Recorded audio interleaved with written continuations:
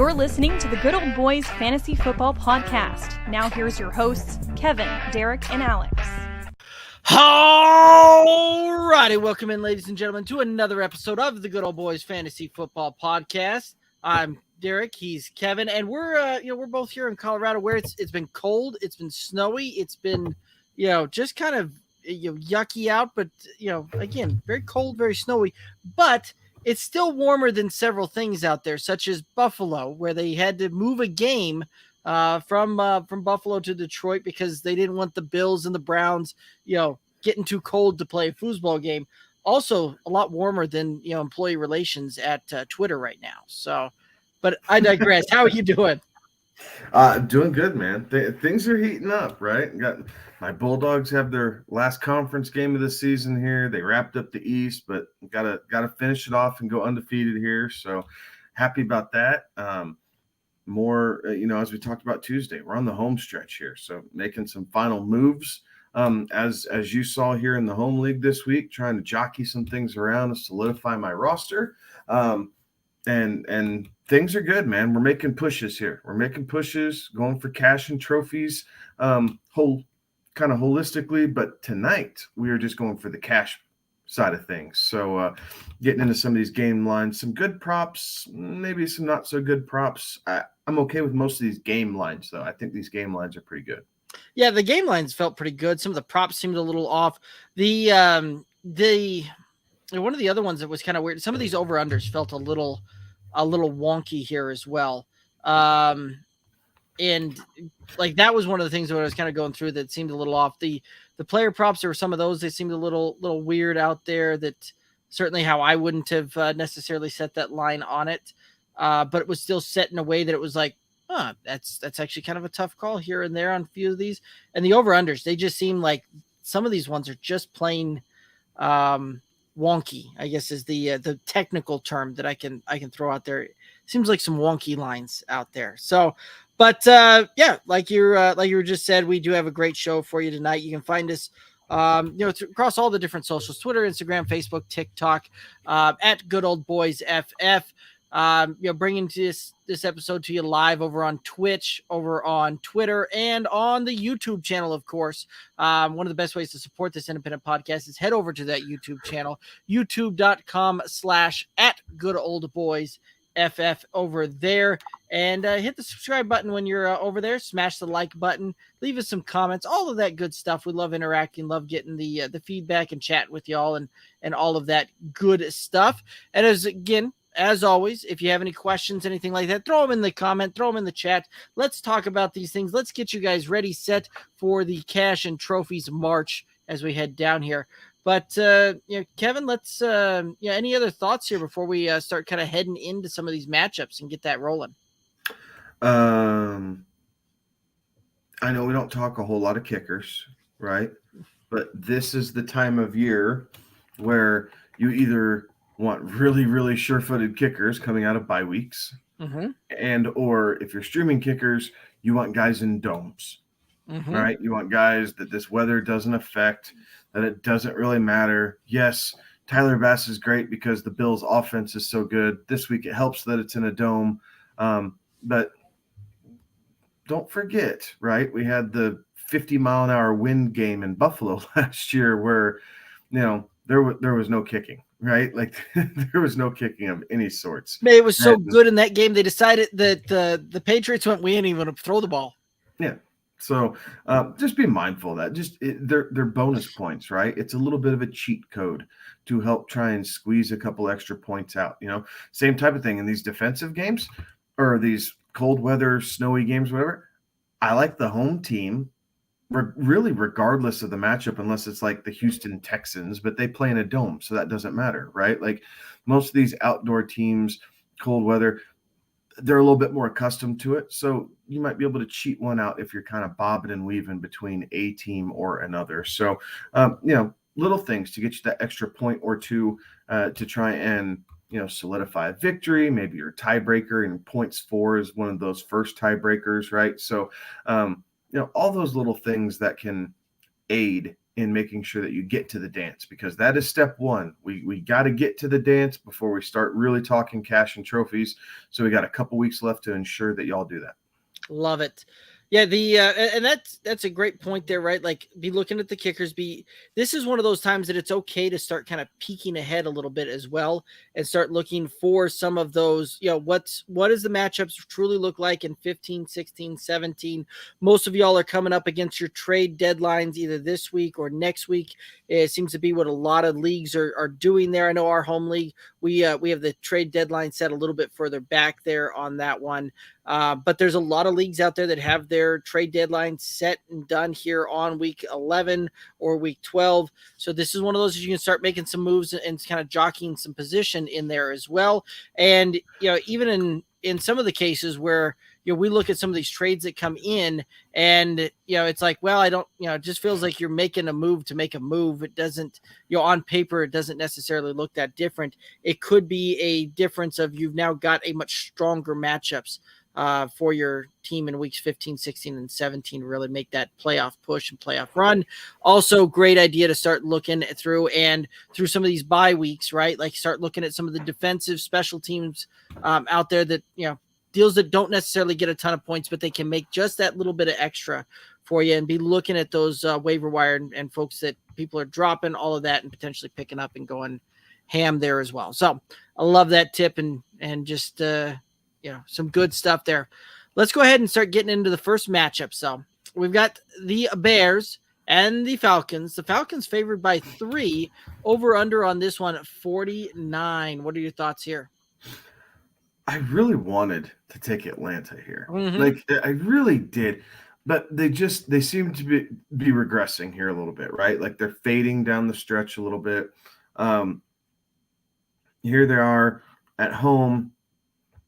They should be playing better at home, but I think the crowd's kind of out of it too. Like, I think they had a glimmer of hope in that sheriff first place, and now that that's gone, I think everyone in that division, maybe except the Saints, just because they hate Tampa Bay so much, but I think everyone else in that division, with the Panthers and Falcons mainly, have kind of just regressed to the fact that, well, hell, Tampa Bay's in first now, so now they're not going to give it up, right? So I think there's a little bit of quit there.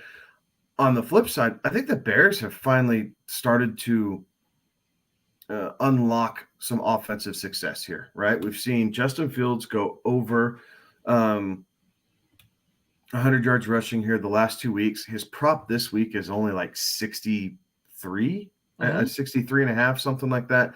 I think there's an over breeding somewhere in there, although neither one of us picked it for our props. So there's a bonus one. Justin Fields over his rushing prop of 62, 63, 64 and a half. I actually looked at that one heavily and went, and the reason I didn't go with that is because this was one of those, I was looking at it and I really thought about taking it. Atlanta doesn't send extra pressure towards the quarterback. In fact, they have one of the lowest pressure rates out there in the NFL this season. And so it was one of those that I didn't go that route, because now Justin Fields most likely is going to be staring down 3 or 4 man rushing deals there, and he's going to see more people down the field in coverage, in things like that, as a way to potentially lower that rushing limit on that as well. So that was one of those. I saw that one and about smashed it, and I got really kind of digging in and doing some research on that, and that was kind of the reason that it pulled me off of that one, was just the fact that he's going to have to be running against more defenders downfield than what we've seen the last few weeks here. No, fair enough. So good research. I like that. That's good to know. But for the game specific, I'm taking Chicago. I think they cover the 3. I think Chicago wins this game outright. So this is kind of one of those games where you can kind of double dip, right? You get Chicago, you get 3 points, and you get plus 140 on the money line there. I like both of those this week. I'm taking the under begrudgingly, and it's more or less just the lack of defensive prowess by each one of these teams, more so than offensive ability here. Did I say under? You did. I meant over. I apologize. All right. I saw that over. one. Yeah, sorry. I'm taking the over because of the bad defense here. We've seen Chicago put up 24 plus the last couple weeks, so I think Chicago can get there. Atlanta, it helps that Cordell Patterson's back. What doesn't help is the fact that they still forget who Kyle Pitts is. Like, at what point you're 4-6? At what point do you have to get to the point where let's throw Ritter in? Because I think once Ritter comes in, Kyle Pitts starts to go ham. Like, I really, really, really do. For whatever reason, Marcus Mariota refuses to just pepper Kyle Pitts. And part of it is the number of pass plays that Atlanta in general calls. It's not all on Mariota, but good Lord, like, this guy should be seeing 6 catches a game. And I don't care how many times you have to throw him the ball to get that. Like, he should be seeing 6 catches a game. He's getting 6 to 8 targets and 3 to 4 catches, like 33 yards. So it's frustrating. But anyway, I'm taking Chicago. I'm taking the over, and we're confident in that this week. I like this one a lot. Yeah, I like that as well, and I'm going the same route. I'm going Chicago. I'm going the over on this one. Chicago has been putting up 30 on average 30 points a game the last 3 weeks. So there's a good chance to take care of half of the score by themselves. Chicago's defense isn't great either. So I do like the over on this. There is a slight concern looking at this one is the fact that part of the reason that you've seen Chicago go ham on the offensive side of things is they've been having to keep up against some of these other offenses. Atlanta is not the juggernaut from an offensive standpoint that we've seen them have to play against some of these other ones there. Detroit's bad on defense, but they've been good on offense. Miami's been pretty good on offense. Dallas has been pretty good. I think the San Francisco 49ers would disagree that Atlanta is not an offensive powerhouse. So, fair enough. I think that was more a case that San Francisco's defense said, we'll overlook this one and look towards next week. But they have 2 really bad losses. The Broncos and the Falcons, for as good as that 49ers team can and should be. Right. They have 2 really bad losses on their resume. Right. So I do think that the over hits, but this is one of those that this could be, I will throw the caveat there that it could be a little bit of a trap game simply on the over, just simply from the standpoint that it may be a deal where the Bears don't have to keep up on the offensive side of this, and we see an overall lower scoring game. Now, that being said, one of the things that I think will help out some of your Atlanta pass catchers this week is I do think that you're going to see the Bears absolutely stack the box this week and force Mariota to try and throw the ball and try and beat them through the air.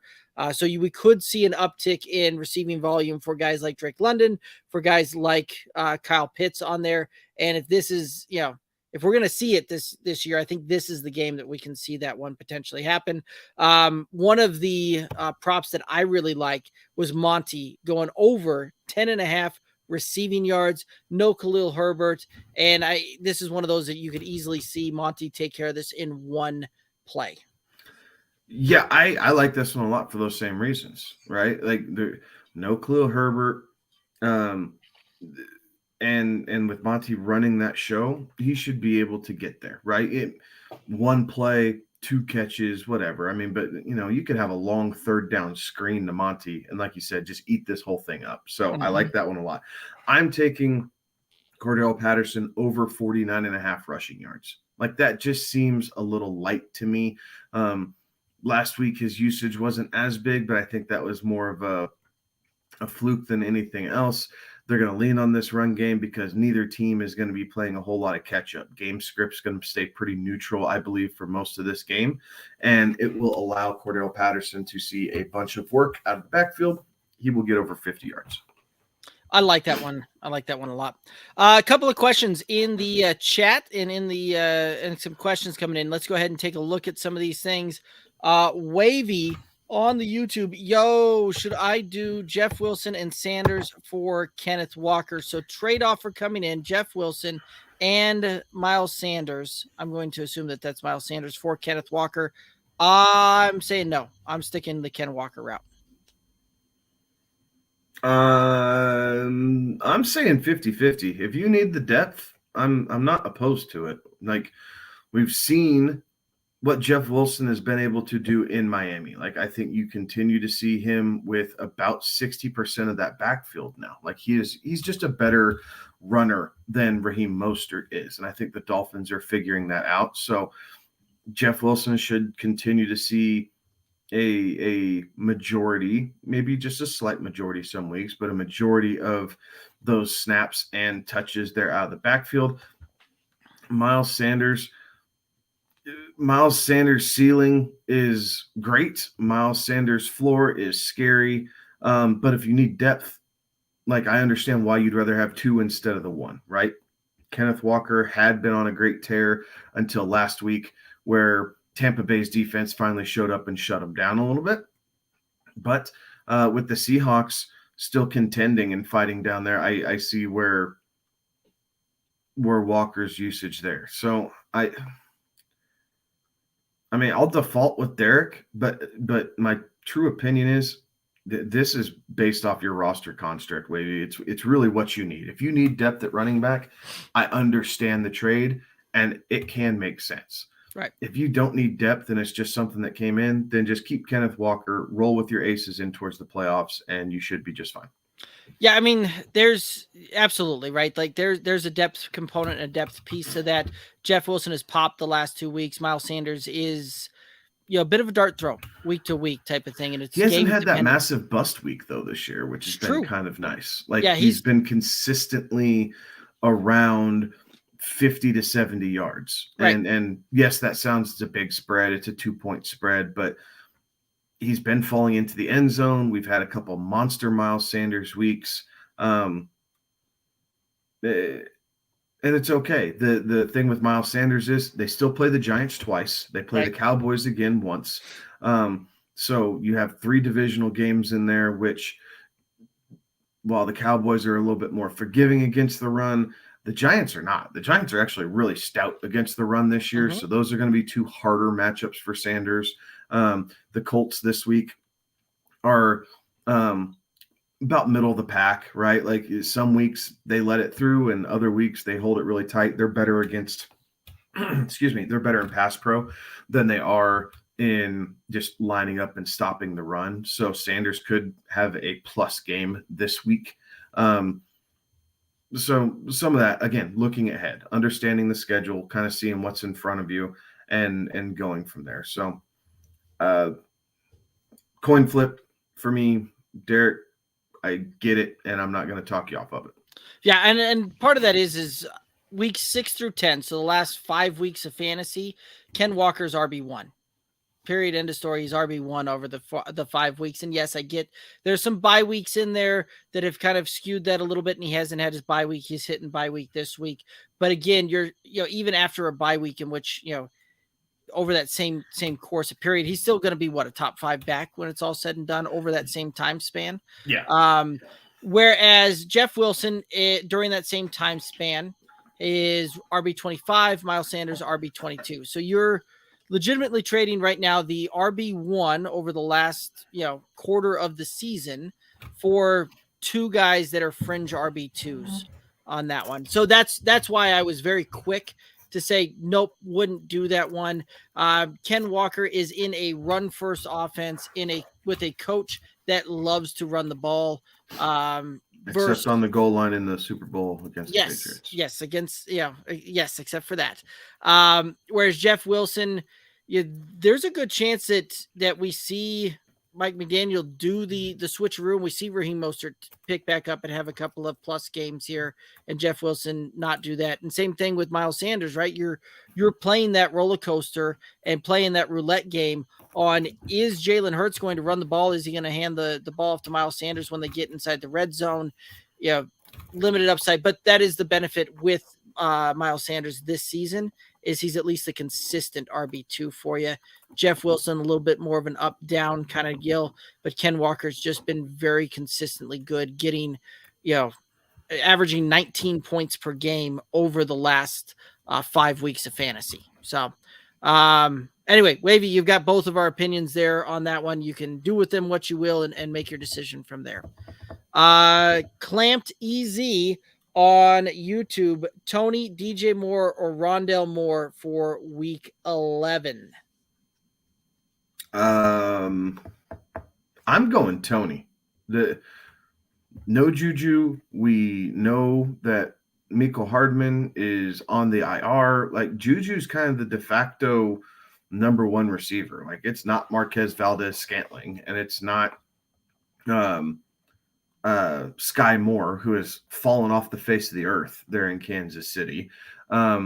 It is purely Travis Kelce, and then whoever. Tony got into the end zone last week. He seems to be building a pretty good and pretty quick rapport with Patrick Mahomes. His talent is off the charts. Kadarius Toney might be the most talented receiver on this list that you have. DJ Moore, I love DJ Moore. Like, I really do, but I'm not trusting Baker. Like, DJ Moore's stats with Baker at quarterback are terrible.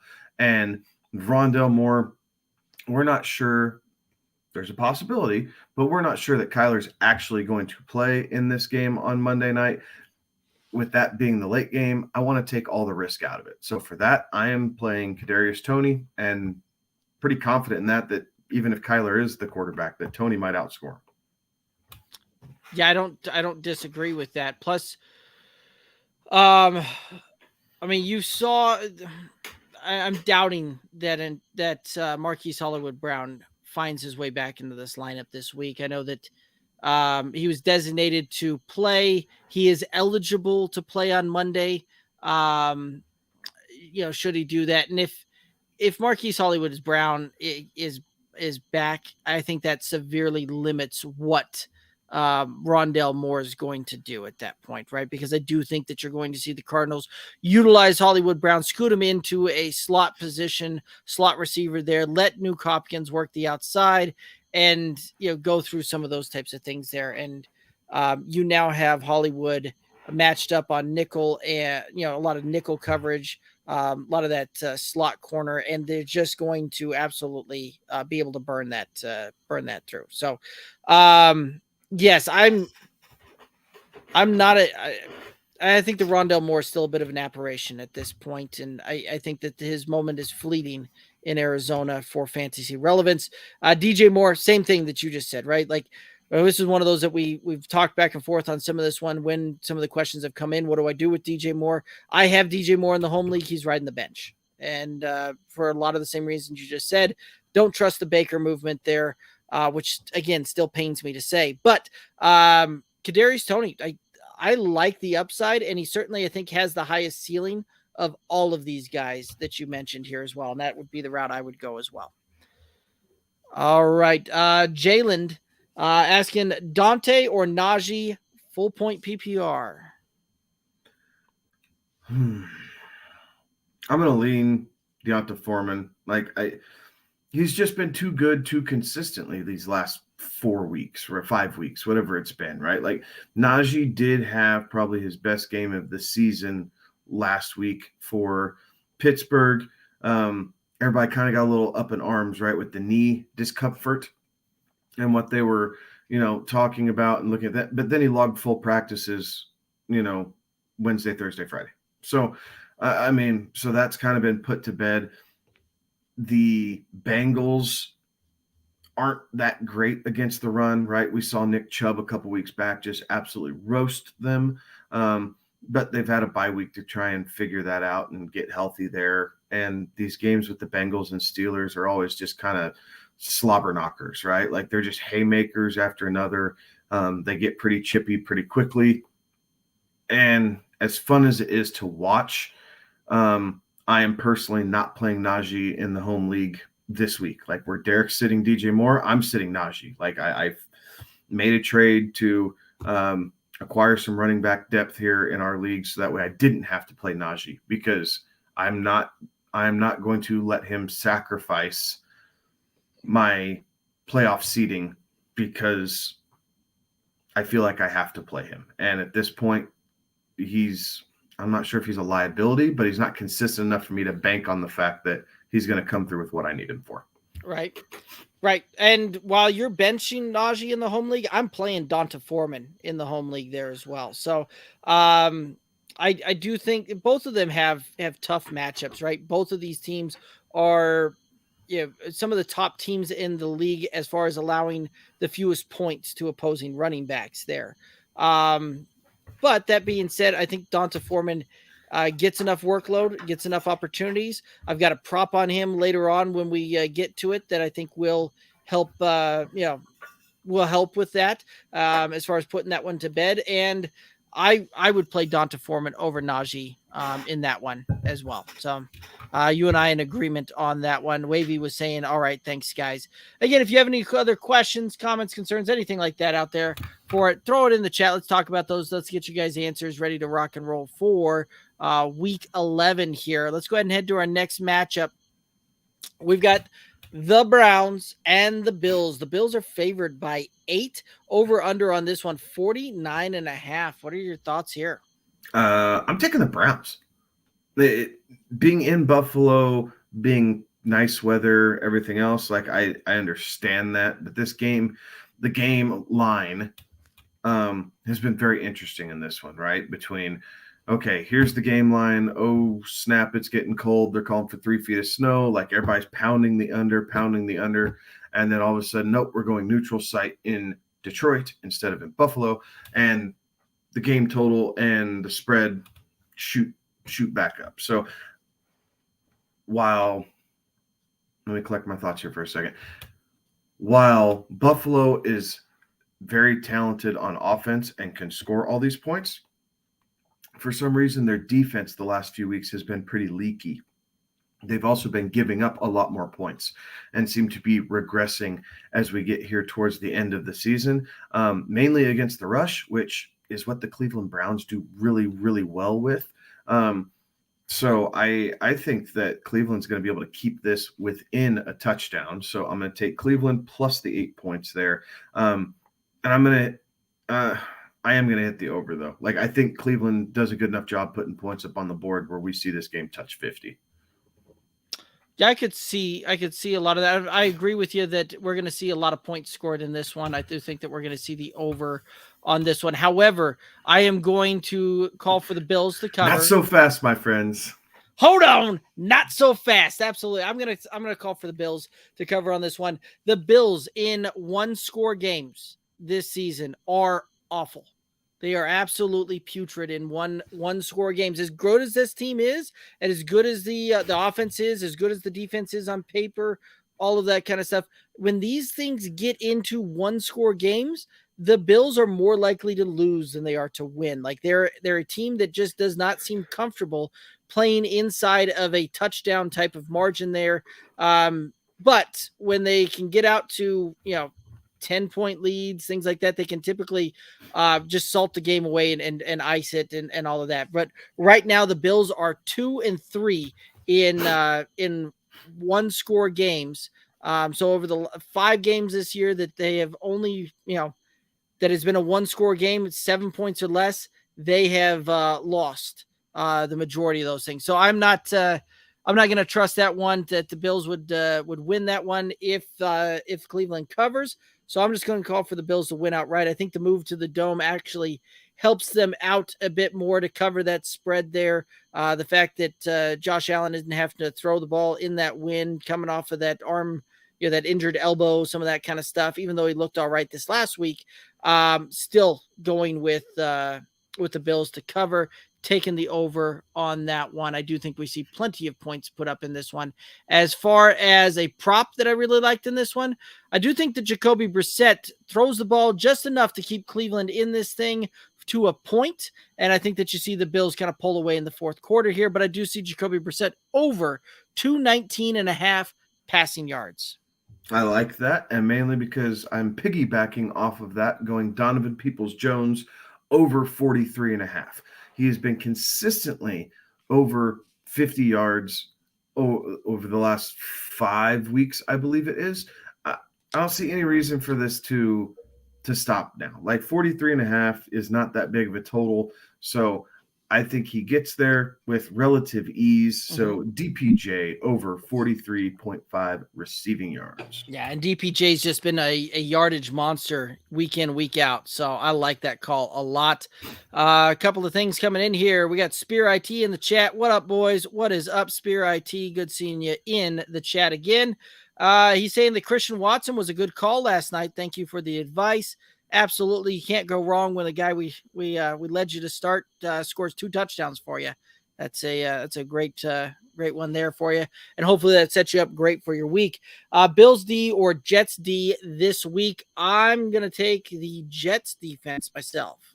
Cosign. Much lower game total. Both quarterbacks, I think, are right around 200 yards passing is what their game props are at here at the moment. So there's not going to be a whole lot of points in this game. Little peel behind the curtain here. We're going to touch that one here in 2 game segments, so I'm not going to spill all of it, but I'll read you in on more of that here in about 10 minutes when we get to it. But I like the Jets as well. Right. Yeah. Jacoby Brissett, right. I just called for him to have the over on his passing prop of 219.5. And you're right. Zach Wilson is actually sub 200 when I was looking through the lines on that. I think he was like 195, something like that. Again, we won't give too much away on that one, but what I would tell you is look back, because the Jets and the Patriots played each other just a few weeks ago. And I think that you're going to see kind of some of more of the same on that one coming through. I see the question come up in the chat. There it is. All right. He's asking, should he drop the Bills defense? I wouldn't carry 2 defenses season long, but I'm also not necessarily a big believer in running the Jets for the rest of the season out there for my defense there, Spare IT. Yeah, I'd agree. And I mean, sorry, I'm pulling all this up here at the moment. I like them better this week. And it's close, right? Like there's a lot of folks out there that if you looked at it this week, they would actually rank the Bills much higher than what the Jets are. But I think the Jets have the better matchup here. The Bills going forward are going to have, when you look at it, they've got week 17, they've got the Bengals, 16, the Bears, 15, the Dolphins. So they have a tough fantasy playoff matchup. Week 14, you have the Jets, the Patriots in week 13, the Lions in week 12. So I would certainly look at playing the Bills defense in weeks 12, 13, and 14, and just be willing to pivot off of that for 15, 16, 17 going into the fantasy playoffs. Yeah, cosign. I think unfortunately, if there's nothing sexy on the waiver wire, then keep them. Right. But if you see something that's really going to add depth and value to your team, then we can work on streaming your defenses here for the rest of the year.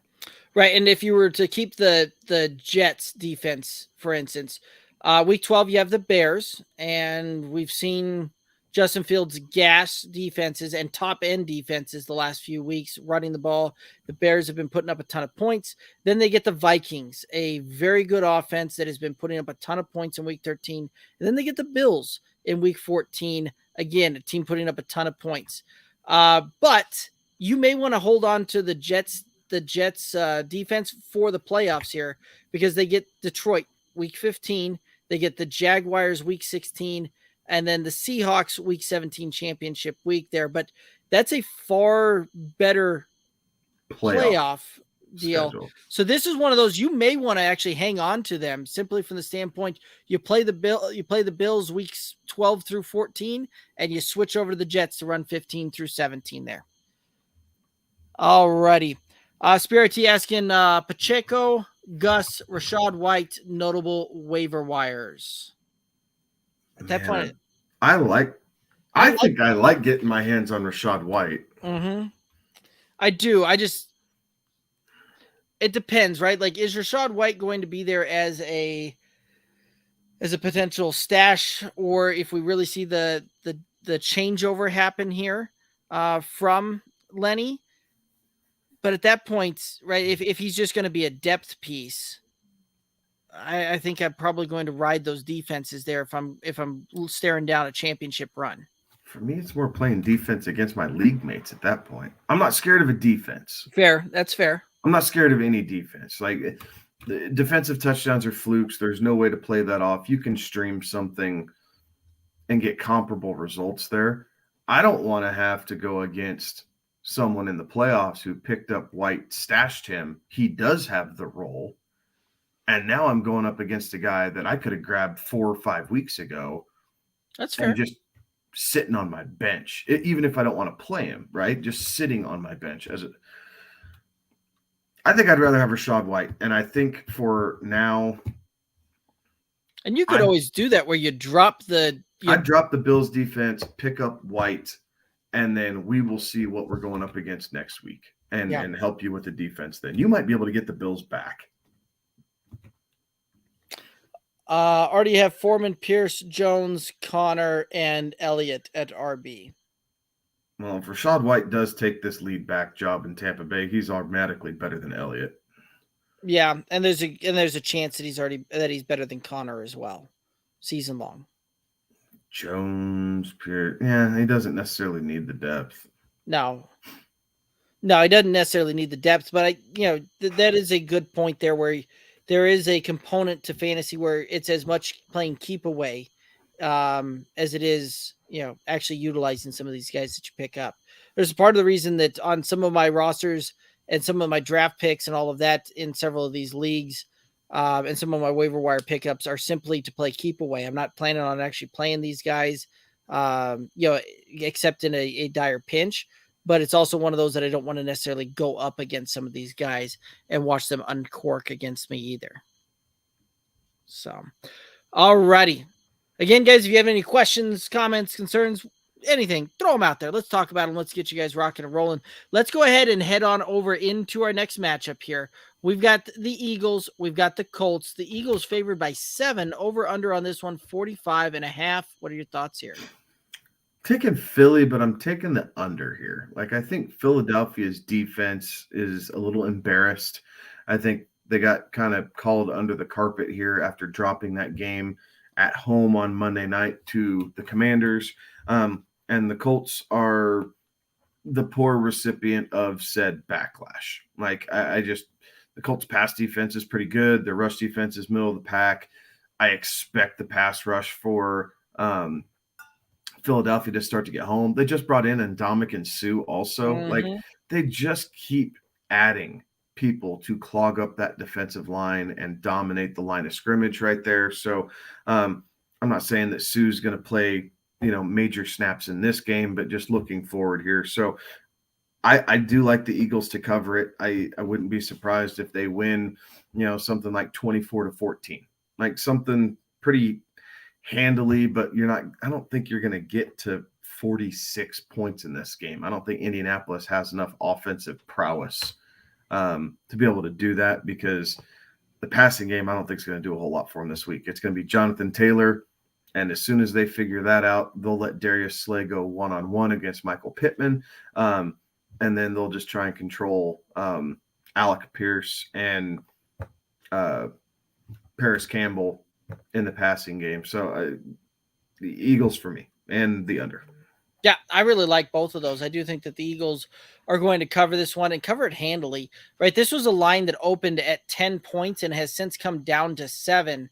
And I can see that because I think that this is going to be a 8-9 point type of margin of victory for the Eagles. And I think you're right. I think that this is going to be one of those that we see the Eagles put up about mid-20s, 24, 27 points, somewhere in there.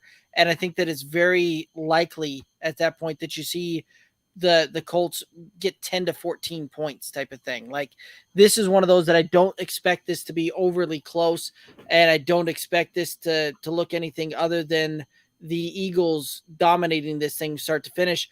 While you just saw the Commanders really dominate time of possession and show the blueprint on how to try and beat the Eagles, it took them having 40 plus rushing attempts in that game. And quite frankly, and forcing 4 turnovers on top of it, but controlling the time of possession there. you can't run Jonathan Taylor 40 plus times. Like you're not going to be able to do it. So who else are you going to trot out there? Zach Moss, baby. Yeah, that's the problem. That one's just as easily to end up in an Eagles' hands going the other way for an Eagles defensive touchdown, I think, than it is for the Colts to maintain possession. So I think you're right. I think Philly wins this. I think the under on this thing. One of the props that I really liked Miles Sanders over 58.5 rushing yards. I'm Michael Pittman under 58.5 receiving. I think Darius Slay just shuts that door. Yeah. I see that one getting very unexciting for He's fantasy. held better receivers to lesser totals. Right. Well, Matt Ryan's nowhere near the juggernaut throwing the ball that he used to be. So, all righty. Spirit T saying he's tempted to drop Brady. Would that be dumb? He already has Watson and Hurts, right? I believe. Yeah, he's got Jalen Hurts as well. Jalen Hurts is your starter. The only reason that I would hang on to Brady once you have Watson fully back, and playing as a depth piece behind that, would be to play the keep away game. Like that would be the only reason that I'd probably hang on to that one. Oh no, he's got Fields, not Hurts. Oh, okay.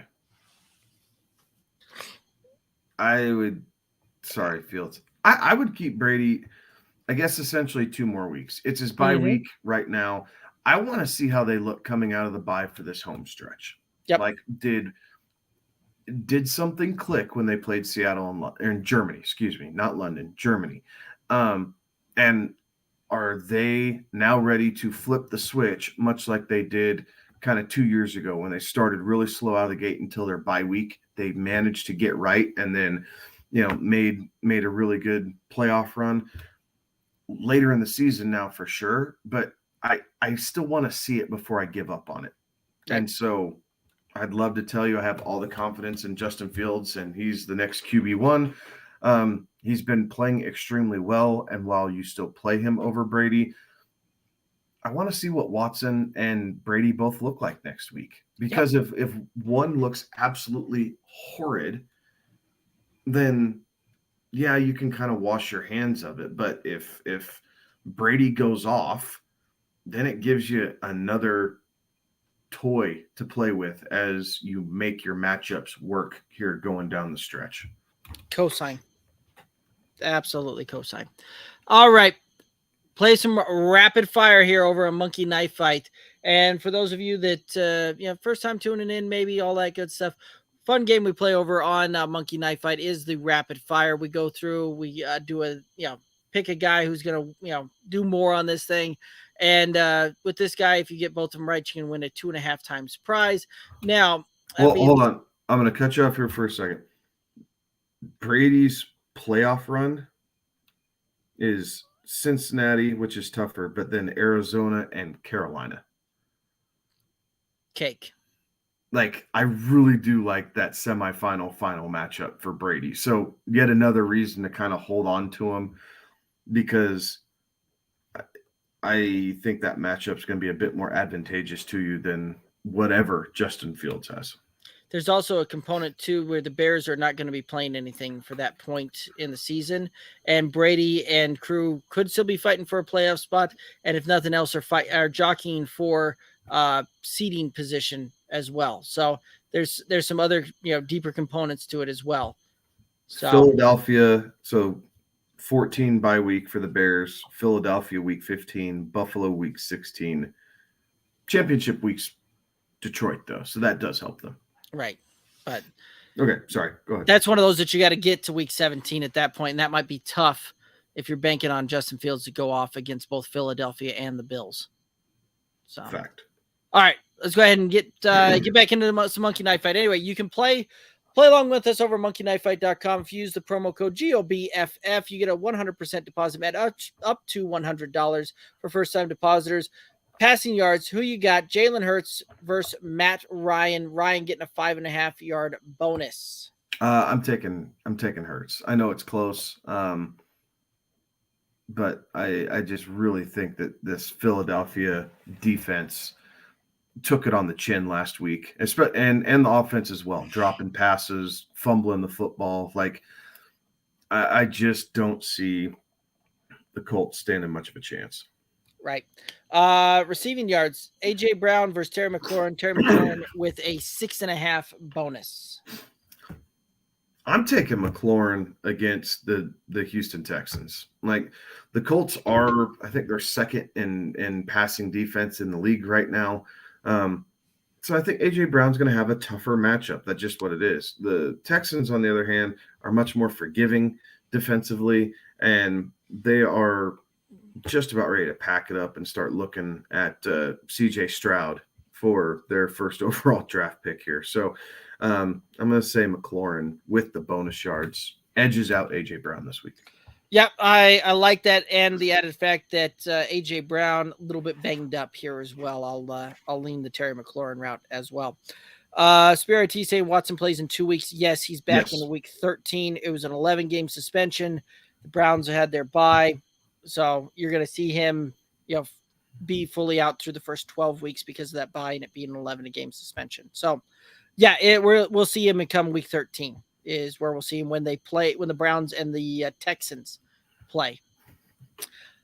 Yeah, that's the irony of the NFL and their schedule writers. Like, right.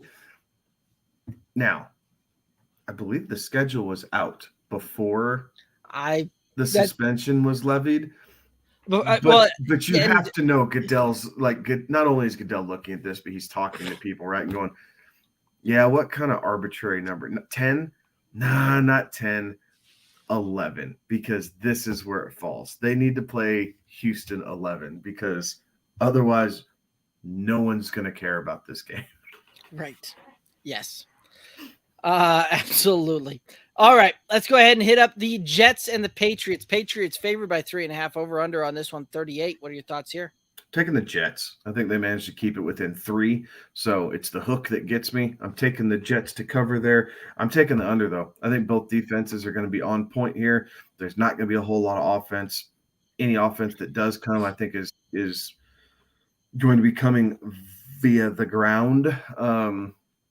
Again, both quarterbacks, Mac Jones just over 200, Zach Wilson just under 200 projected yards here. So kind of a defensive fest, right? So boring for fantasy, still intriguing though, right? Like, these teams are both in playoff position here at the moment. So wouldn't surprise me if the Steelers take the money line, but I still think it's a field goal game. Well, I'm going to disagree with you. Patriots take the money line. I said Steelers. I'm going to disagree with you on the saying that it's the hook that gets you. I don't think so. I think that you're going to see the Patriots win this one by 4 or 5 points when it's all said and done. I think you're right, though. We're going to see a defensive matchup here. You have two really good defensive-minded head coaches in Robert Saleh, Bill Belichick, going up against each other here. And I think that this is going to be a bit of a slugfest back and forth defensively. So I do think that the under comes into play here. The Patriots beat the Jets by 5, if memory serves right, just a couple weeks ago when they played in New York. The fact that this is in Foxborough, home game, I think that you see the cover on here. One of the props that I really liked on this one was Jacoby Myers over 4.5 receptions.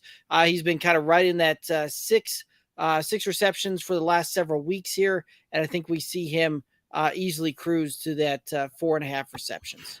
Not very good. I have Hunter Henry going over 22.5 passing yards.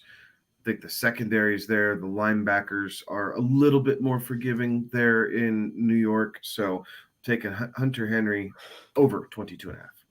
I like it. All right, let's go ahead and head on out to Nolans, where the Rams are gonna visit the Saints, and the Rams are favored by 3, over under on this one, 39. What are your thoughts here? I'm sorry, that's the Saints that are favored by 3. I'm going to take the Rams in this one. Matt Stafford cleared concussion protocol. Both teams are reeling, but the Saints are reeling on offense and defense. The Rams defense still puts up a bit of a fight, although their offensive line has not been very good. So I like the Rams. I like the over, but barely in this game. and Rams are going to try and make a push here to end the season to get back in the divisional race, but they got a lot of ground to make up here over the next few weeks. I don't know if they have the horses to do it being down Cooper Kupp, but we're going to see what kind of offensive game plan and genius Sean McVay really is when his focal point star is out here for the next 4 weeks, at least. Yes. This one here was one that I struggled with a little bit. I actually found some lines earlier that have the Saints only by 2.5. I think this is a field goal kind of game. So right now, if I'm calling this one, I think it's realistically going to be a push at about 3. But I do think that the Saints end up pulling this one out here. Home game. The Rams have been awful, and I honestly don't know how in the world this Rams offense does anything without Cooper Kupp in it. They've been anemic trying to run the ball. They have not found a secondary realistically option when it comes to throwing the ball and letting Matthew Stafford find another receiver. The next option is Tyler Higbee, which Tyler Higbee on a great game is 60 yards and maybe a touchdown. Allen Robinson we haven't seen him necessarily step up. This could be the thing that does it, but I don't see the Saints or the Rams being able to move the ball enough with their run game or the combined passing options of Skowronek, Allen Robinson and Tyler Higbee. I don't see it happening. So I'm going to take the under on this one. Both the offenses looking bad, both defenses looking bad. And I think this is just a war of attrition on who can find the end zone the most in this one, or who can kick enough field goals. But this has the feeling that this could end in a 13-6 type of game, 13-10 type of game. I'm going to take the Saints to cover, being the home team. And I like Juwan Johnson on over 2.5 receptions. Yeah, that seems like a pretty low ball mark for him. I'm taking Matt Stafford over 226.5. I think he finds a way to do it because there is no rushing attack. Right. So he's going to have to drop back and throw the ball. Because of that, I feel like that's a pretty low water mark at 226.5. So I'm going to say Stafford hits the over. Yeah, I could see it. Blurpy question on YouTube. Trade Kamara and Olave for Diggs or Jefferson. The owner has both wide receivers. I can see the appeal. I just don't know that I want to give up a wide receiver 2 and an RB1. Yeah, I would do Kamara for Diggs straight up. But I would rather have Jefferson, and I don't know that I want to give up Kamara and Olave for Jefferson as much as I like Justin Jefferson. I think you hold pat. All right, so Blurpy, did you offer the trade or did you get this one offered to you? That is a key component, because if you got this offered to you, I'm countering Kamara straight up and at least seeing what's going on there. Because if he has Diggs and Justin Jefferson, it sounds like he's really hurting at running back and he's trying to make a push. Says he wants Etienne and Olave. I don't know that I want to get rid of either one of those. No, so I'd rather run Kamara, Etienne, and Olave than Kamara or Etienne. And it absolutely is too Jefferson much. Or Diggs. I think you stand pat. Okay, yes, I agree. You stand pat. I 100% agree with Kevin. This is one of those that I have some of that in the home league as well, where I have both Etienne, Kamara, and Olave. Holy smokes! You've got a stacked lineup there. So he's got Dalvin Cook and Derrick Henry as well on that one. But let's just break down this trade here on some of these things. Justin Jefferson is getting from week 6 through 10, 19.7 points per game. Stephon Diggs, 19.1 points per game over the course of that. Now, flip that around. Travis Etienne has gotten you 17.7 points per game over that same stretch. Alvin Kamara, 16.3 points per game. So you're within not much of a difference there. By the way, Travis Etienne over that same stretch, running back 3, Alvin Kamara, running back 5. Overall, Justin Jefferson, wide receiver 2, Diggs, wide receiver 4. So you're literally trading an RB1 for a wide receiver 1 at that point, and not getting much difference on the or not much difference in a point per game in a position that's typically harder to fill in. Should you have somebody go down to injury, even with all that depth and that good stuff there. Whereas Chris Olave, if you were to go that route, Olave has been good for about 10 points per game and in that wide receiver 2 to 3 range most of those weeks. So I'm not doing it. Cosign. If I might take one of those guys and flip them for a legitimate elite wide receiver 1, but yeah, I'm not doing that one. What about Kamara and Olave for Adams and Gabe Davis? Still probably holding pat. Olave. No, I think Kamara is greater than Devontae Adams and Olave is greater than Gabe Davis. No, I think you lose on both fronts. Yeah, I could see where people can make the argument for Gabe Davis being greater than Olave over the last few weeks here. Season long, I wouldn't necessarily do that. Gabe Davis is a blow up, boom bust ceiling type of deal, and you're going to have to really pick your weeks on when you want to put him in there, because there's as good of a chance that he gets you 3 points as he gets you 30 points for your fantasy roster. Like I'm not about that Gabe Davis life, and Devontae Adams and that Raiders team is just bad. And they have a bye week 14. Where's Cook been over the last 6 weeks? I will tell you in one moment. Because honestly, I'd rather look at flipping Dalvin Cook at this point. And that would be the way that I would tell you to go. As soon as I find Dalvin Cook, I'll tell you. Oh, there he is. Dalvin Cook from week 6 through 10 has been the running back 10 over that time frame, averaging about 18 points per game in half-point PPR. So I still don't like it. Like it's still lopsided. Running backs are coveted. You're basically giving up 28 to 30 points a game by the time you round out all the decimal points to return 19 and a half points a game. Like you're still 11 points down each week, theoretically. I don't like it. Yeah. Blurb is saying that he wouldn't play Gabe Davis either way, and he doesn't play Olave if ETN is not on bye.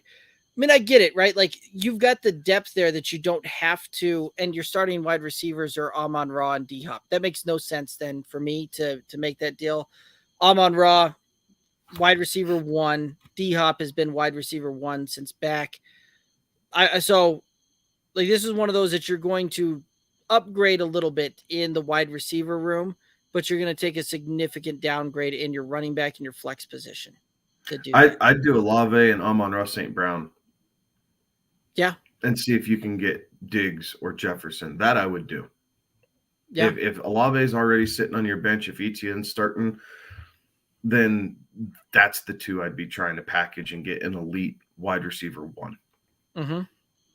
But yeah, I don't see any reason to necessarily make those moves for the wide receiver or for the on the running back for these wide receivers, because DeAndre Hopkins has been wide receiver 6 from week 6 through 10. And by the way, he's wide receiver 6 in total points scored, and he didn't come back until what was that, week 7? So that was even with a missing game in there. If he needs a running back, then he needs to pay for it. Right. That's why you stash all these running backs. Don't sacrifice your weekly points because this guy needs something that you don't. Right. Right? Like you can make do with your lineup the way it is, Blurpy. So if he really wants a running back, then it needs to be something straight up. Dalvin Cook for Justin Jefferson. Trade your Vikings. Boom. Yep. Or, I wouldn't argue with your depth. if you wanted to go Kamara straight up. Like, I wouldn't argue with you about that because you have so much depth around that. Then go Kamara straight up if that's where he's stuck on. But I'm not doing a 2-for-1. You have all the power here. Right. And the Kamara move, right? Like, that makes some sense because the fact that Kamara still has his bye week coming up in week 14. So I could see doing that one. Whereas, everybody else, you're kind of already you're already past their bye week to help you out with some of that. So like, I could get behind the Kamara aspect from that as well, because you're already going to miss him for a week coming up. All the rest of your running backs memory serves right, have already hit all their buys to the point where you're kind of locked and loaded on that one and ready to go. His running back too is Melvin Gordon. Yeah, I mean, at that point, he's far more desperate than you are. Don't give in to the desperate. Jelly of the Month asking Lamar, illness or Dak minus or 6-point passing TT up against Mahomes this week. I'm going to play Dak and feel pretty good about that one. Part of that has to do with the fact that Lamar is dealing with an illness, and you don't know what illness he's necessarily dealing with, right? Like, if it's I'm just sitting there thinking that if it's a respiratory type of thing, he's got, a little cough or something like that, like that could limit the Lamar ceiling on that one. Yeah, I think you're just staying close to what the injury reports look like here tomorrow and Sunday morning, right? Like, that's when you'll have to make your final. I like Lamar slightly more, but again, if you want to be risk adverse, there's nothing wrong with that. Like, that Dak is going to play. We expect this Cowboys-Vikings game to be high scoring. I think Derek and I both have the over in that game, if I'm not mistaken. No, yep. We're 1-1 here, but still, like, there's nothing wrong with that as Dak has come back. He's been finding CeeDee Lamb a lot here. You know what you're getting, so I'm not opposed to it, and I don't think that there's a wrong decision. So if you're worried about Lamar, play Dak. You'll be all right. Yeah, I mean, both of these guys are going to be close when it's all said and done. You're probably looking. Yeah, when I'm doing my rankings and my projections, I'm still working through some of that and still putting some of the fishy touches on it. But realistically, I have these guys kind of projected to be within 2 points of each other when it's all said and done. And that's assuming a fully healthy Lamar. So some of that does depend on whether you want to be a little bit more risk averse or how you want to play that one. I tend to play a little bit more on the floor side of things for a quarterback, especially in a single QB league. I'll take the points and move on. Justin Fields, Blake over on YouTube saying Justin Fields is playing incredible. Absolutely. Blurpy saying ETN is on a bye this week. He sure is. He's got that league is a 2-flex league, so he can play all 4 running backs. Yeah, if you can play all 4 of those running backs, do it. You have the epitome of a high floor, high ceiling roster at that point. Cosign. There's nothing I can add to that. Like, just cosign. I love high ceiling, high floor plays, because it's almost hard to lose those things. All right, let's go ahead and hit our next matchup here. We've got the Detroit Lions, the New York Giants. The Giants favored by 3. The over under is 44.5. What are your thoughts here? What are my thoughts here? I'm taking the Giants. I'm taking the Giants. I'm actually going to take the over. Like, I think we find some points in this game. And I'm thinking about that. And I think maybe I want to flip to the under because of the weather. Like, yeah, I'm flipping. I'm flipping on air. I'm going under. Okay. We still might find some points in this game, but it very well could be, 24-20, and we still fall just under. So, Giants win. The Giants cover. Yeah, under 45. I'm okay with that. Yeah, I think you're right. I think that this one comes close to flirting with the over, but I'm going to take the under on that one. So yeah, I'm going to take the under. I think that the weather plays a factor in this. The Giants defense has been good. I do think the Giants find a way to cover this thing. I think this is going to be close to a field goal type of game, but not going to surprise me to see this one end in a 21-18 type of matchup here. One of the props that I really liked is Amon-Ra under 80.5 receiving yards. Ooh. I'm going to take Saquon over 22.5 receiving yards. He hasn't been receiving the ball as much as we thought he would be. But again, when the props are this low, it only takes 1 or 2 plays. Right. So I like the Saquon over 22.5. Yes, I like that one as well. All right, guys. So I see a bunch of comments, questions coming in the chat on both Twitch and YouTube. We're gonna get to those in 1 second. First, I'm gonna hit this this little break here, and we'll be back with you in about just a couple of seconds to rock and roll this.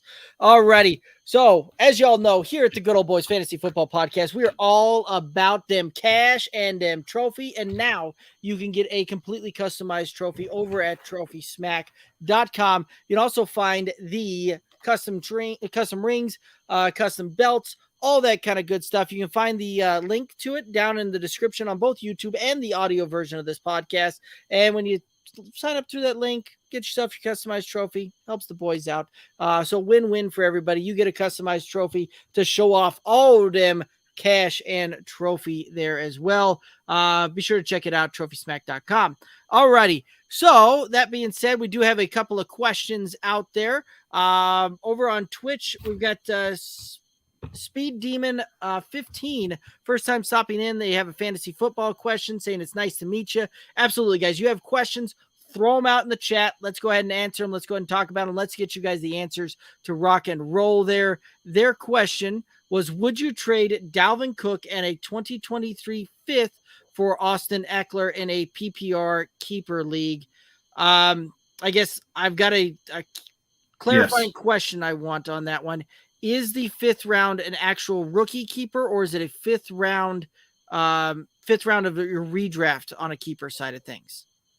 If it's a rookie, absolutely, I'm going with it. If it's a 5th round on a redraft style type of keeper where you keep 1 or 2 players, that might be a little rich for my blood. So no, that's a fair question. And I guess if it's redraft round 5, I'd ask for Austin Eckler in like an 8th or a 9th in return to even it up. Yeah, and this is one of those that I'm thinking about like our home league type of thing, because we've got a 2-keeper home league. That's how it's set up. And I wouldn't make that trade if I'm trading Dalvin Cook and my 5th coming up there, if it's like a 2-keeper league, especially if it's a round penalty, all of that kind of stuff, for Austin Eckler at that point. So Speed Demon, let us know a little bit of that clarifying on that one, and let's get you an answer on that one. Let us know how many keepers are involved, and if you've got like a keeper penalty, anything like that, so we can get you a clearer answer on that one. And while we're waiting for that one to come in, I'm going to hit up some of these other questions. Blake over on YouTube saying DeAndre Swift or Tyler Boyd on flex. Has Williams as RB2 from the Lions as well. So you're playing Jamal Williams. Are you going DeAndre Swift or Tyler Boyd in the flex? I think I'm going to take Boyd. Okay. I'm going Boyd. I don't want both these Lions running backs. That's fair. In my roster, going up against a defense that stops the run pretty well. I would rather take my chances against a poor Detroit passing defense with the Bengals just coming off of a bye week and having time to game plan for it. That's fair. You talked me into it. I was getting ready to say DeAndre Swift, and I was going to bank on the efficiency and the ceiling and the upside. But I think you're right. I don't want to play that many Detroit Lions going up against the Giants, who have been pretty decent. I'd rather play Swift over Williams, though. Like that, those would be my 2. I would play Swift and Boyd instead of Williams and Boyd Blake. Like that would be what I would do because of how this Giants defense is set up. Like I think Swift will see more passing work this game. Yes, it's going to be colder. Yes, they're going to try and do that, but the Giants rushing defense is still really good. That's what Jamal Williams has been doing. While he still might get part of his, I think he's going to be stymied a bit. So I would rather lean Swift and go for the PPR upside and definitely have Boyd in my lineup.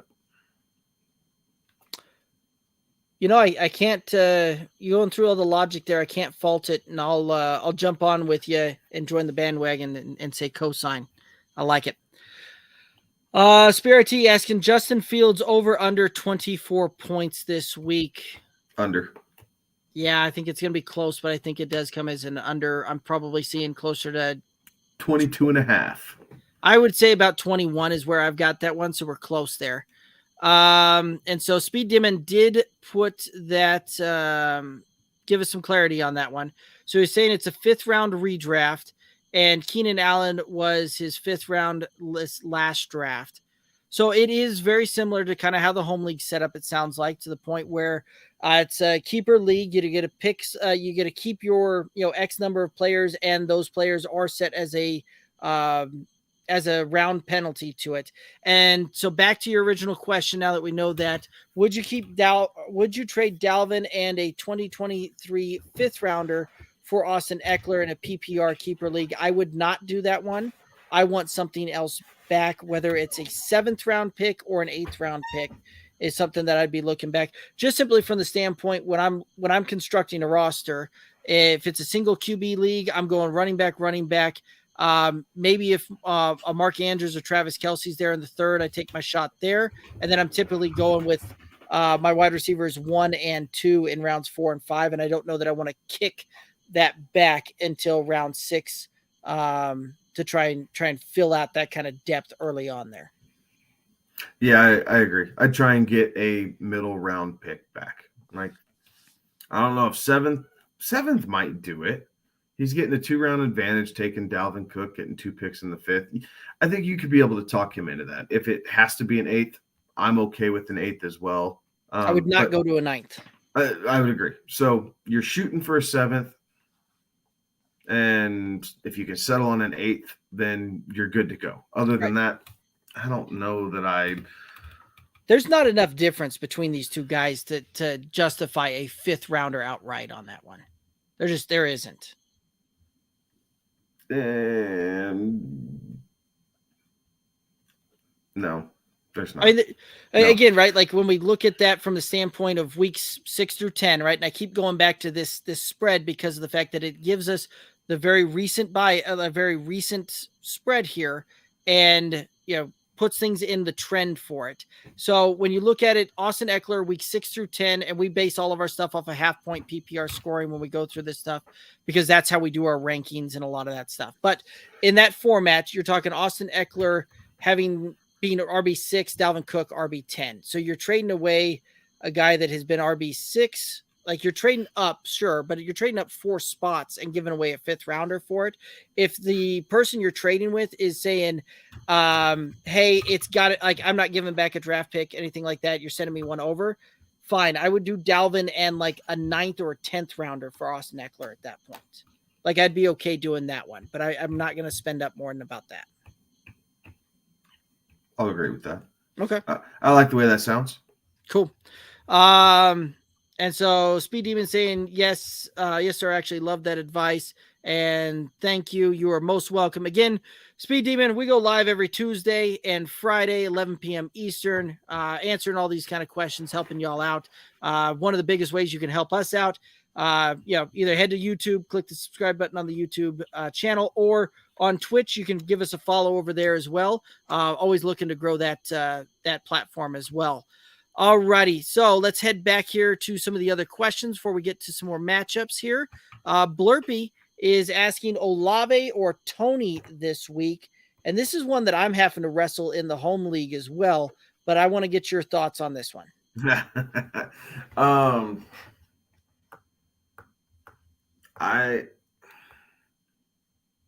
I'm going Tony because I would rather put my faith in Patrick Mahomes finding Kadarius Toney than I do in Andy Dalton finding Chris Olave with Aaron Donald coming right up the middle at him, right? Like Joey Bosa coming off the end lets Mahomes step up or roll out to the other side and still find Toney. Aaron Donald coming right up the middle and blowing the red hair off of Andy Dalton does not give him any time to find Chris Olave. Like, it just doesn't. So it's a little bit more complicated than that, but just, layman's terms, instant reaction. I have Tony by a hair. It's not by much, but I have him by a hair. Yeah, I mean, if you look at a lot of consensus rankings out there, there's a lot of places out there that'll tell you that it's not even close in Olave by a mile, and I'm kind of right there with you where Olave over the last few weeks, right? Like we fell in love with Chris Olave's output as a fantasy, as a fantasy wide receiver and all of that, because specifically what we saw out of him weeks 3 through 7, even including that bye where he was wide receiver 8, then 12, then 14, then 16. But over the last 3 weeks, this has been a tough road to hoe for him. From the standpoint, week 8, he was wide receiver 50 that week. Baltimore, he had a bounce back game, wide receiver 21. Pittsburgh last week, wide receiver 60 on the week. Like it's been a much, the trend is not necessarily there for it. And the Saints have struggled over the last several weeks. And I see that trend continuing here a bit. The Rams haven't been great on defense, but then they come back to play San Francisco, Tampa Bay.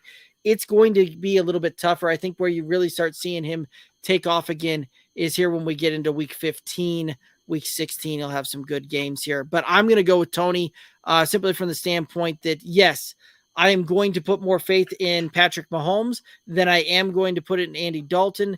And quite frankly, both of these guys will likely see similar target numbers because that's kind of what we've had to come to expect here. So if Olave only gets 6 or 7 targets and Kadarius Toney gets 6 or 7 targets, Kadarius Toney has been the guy on the upward trend, and that's the way that I'm going as well. I think that, again, the Chiefs have a higher chance of finding the end zone more and more in this one, and that equals more opportunities for points from Toney as well. So that's where I'm going.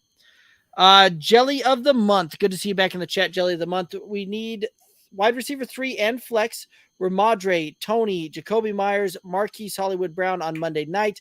I am not putting my fantasy week on the line for Marquise Hollywood Brown this week because, quite frankly, unless I have something else to pivot to, and that was the decision I made, and he doesn't end up playing, you're going to be hosed on that one.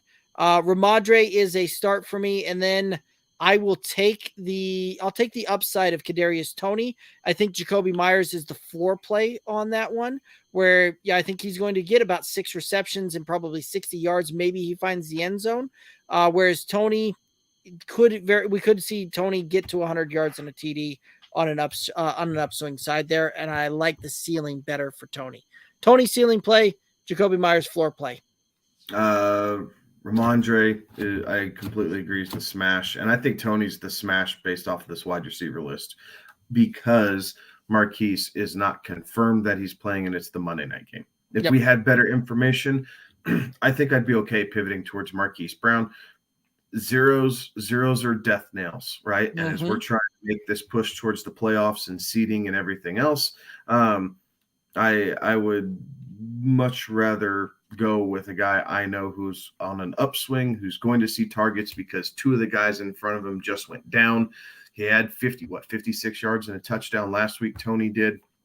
I think also had some rushing work as well. Like he had he was a top 10 wide receiver last week on not much work, only about 44% of the snap count. Yeah, and I think that jumps. I think now he's going to see about 65% of the snap count, if not a little bit more, equals more targets and opportunity. So Toney, Ramondre are kind of the smash spots there. Absolutely. Raheel, and hopefully I pronounced that right over on YouTube, Toney or Davis? I'm assuming that's Gabe Davis. I'm assuming that as well. Toney for me. Yep, smash Toney as well. Jalen, Mooney or Gabe Davis, PPR. Thanks, guys. I'm probably going to lean the Mooney route.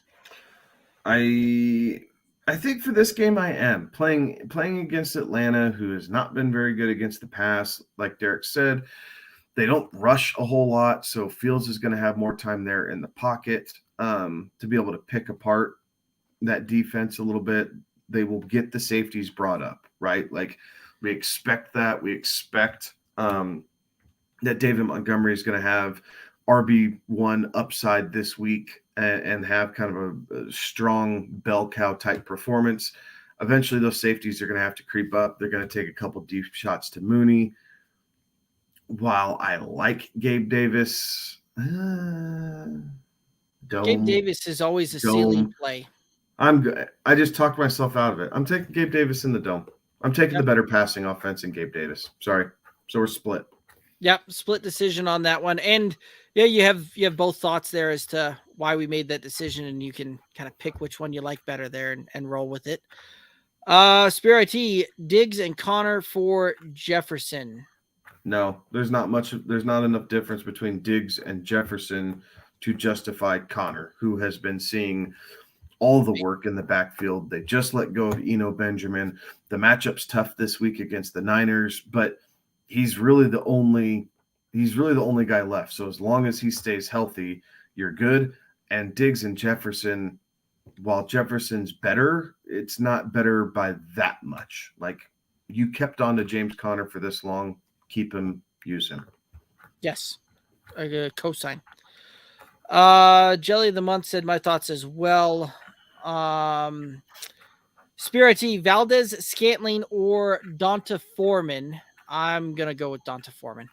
I am too. Valdez Scantling should see increased workload here, but where Kadarius Toney is kind of the new toy and on this upswing, and you can kind of see this positive track record, Valdez Scantling is just so boom bust, and even his boom isn't that high anymore. Like, I really thought that he'd be a bigger and better piece of this Kansas City offense through 10 weeks of the season, and it just hasn't come to be yet. I think Tony's going to supplant everybody as that true number 2 wide receiver once Juju comes back. I'm taking Foreman. I'm taking the guaranteed touches. You know he's going to see the volume as they try and shorten that game, keep Lamar Jackson off the field. And like I said, I have Carolina covering that 13. So the only way to do that is if they run the ball and run it effectively, and that's what Foreman does. Right. And Valdez Scantling, the problem that you've got is you could easily see him goose egg. You could see him give you 1 to 2 points on that one. Donta Foreman, and we're going to get to a prop that I have on Donta Foreman here when we get to our next matchup. In fact, that's where we're going to go ahead and head, and we're going to hit this next matchup. We're going to come back and hit all of the questions and comments, all that stuff in the chat here, and get you guys some answers. But real quick, we're going to hit up this matchup here where we're talking the Carolina Panthers, the Baltimore Ravens. The Ravens favored by 13, over under on this one, 41. What are your thoughts here? I'm Carolina covering. They've been able to keep it just close enough. Lamar Jackson has the illness. I think they ground and pound this game from the Carolina side. Again, a little bit more cold weather. I think there's going to be a lot of running clock in this game regardless. So that being said, I have the over. Like, I think there's going to be some big plays in this game, whether it's Mark Andrews, whether it is Donta Foreman. They've been able to kind of get some of these chunk plays. Isaiah Likely has kind of been emerging to run more 2 tight end sets, which can only help Lamar Jackson, Gus Edwards, and crew. So I'm taking the over. I think 41's a touch too low for this game, but I do think Carolina covers, and they don't get the brakes beat off of them like a lot of people think. I think that this one is the line's actually set pretty good on this one, because really when I came through it, I initially put my thoughts to this one. I see this one being about a 27-14 matchup on that one, which literally is a push on both fronts, and I could see that absolutely happening.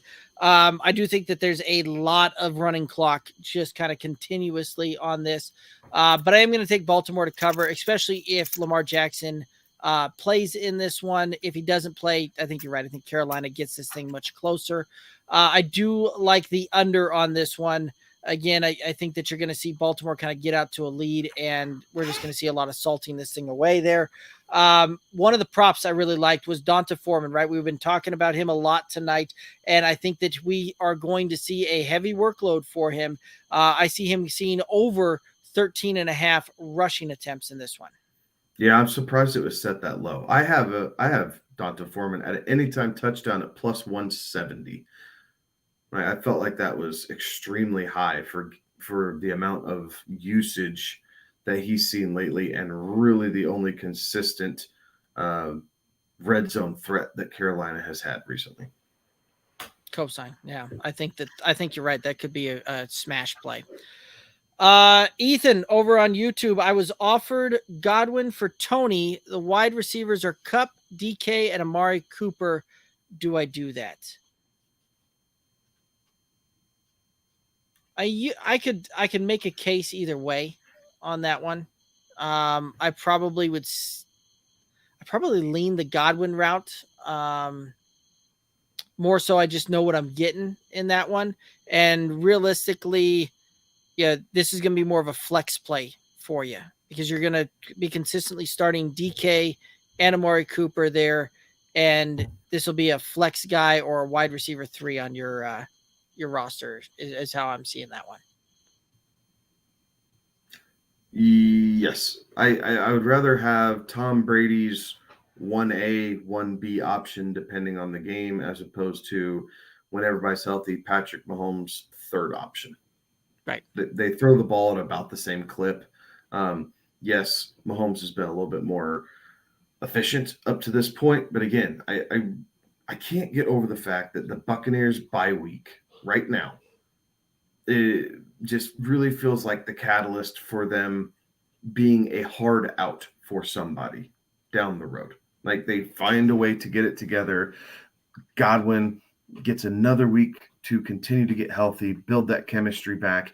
And he really is used a lot, guys. Like Godwin sees a ton of work from Tom Brady. Mike Evans takes those deep shots. Yes, he sees some more of the red zone work, but in between the 20s, Godwin is Brady's first look more times than not.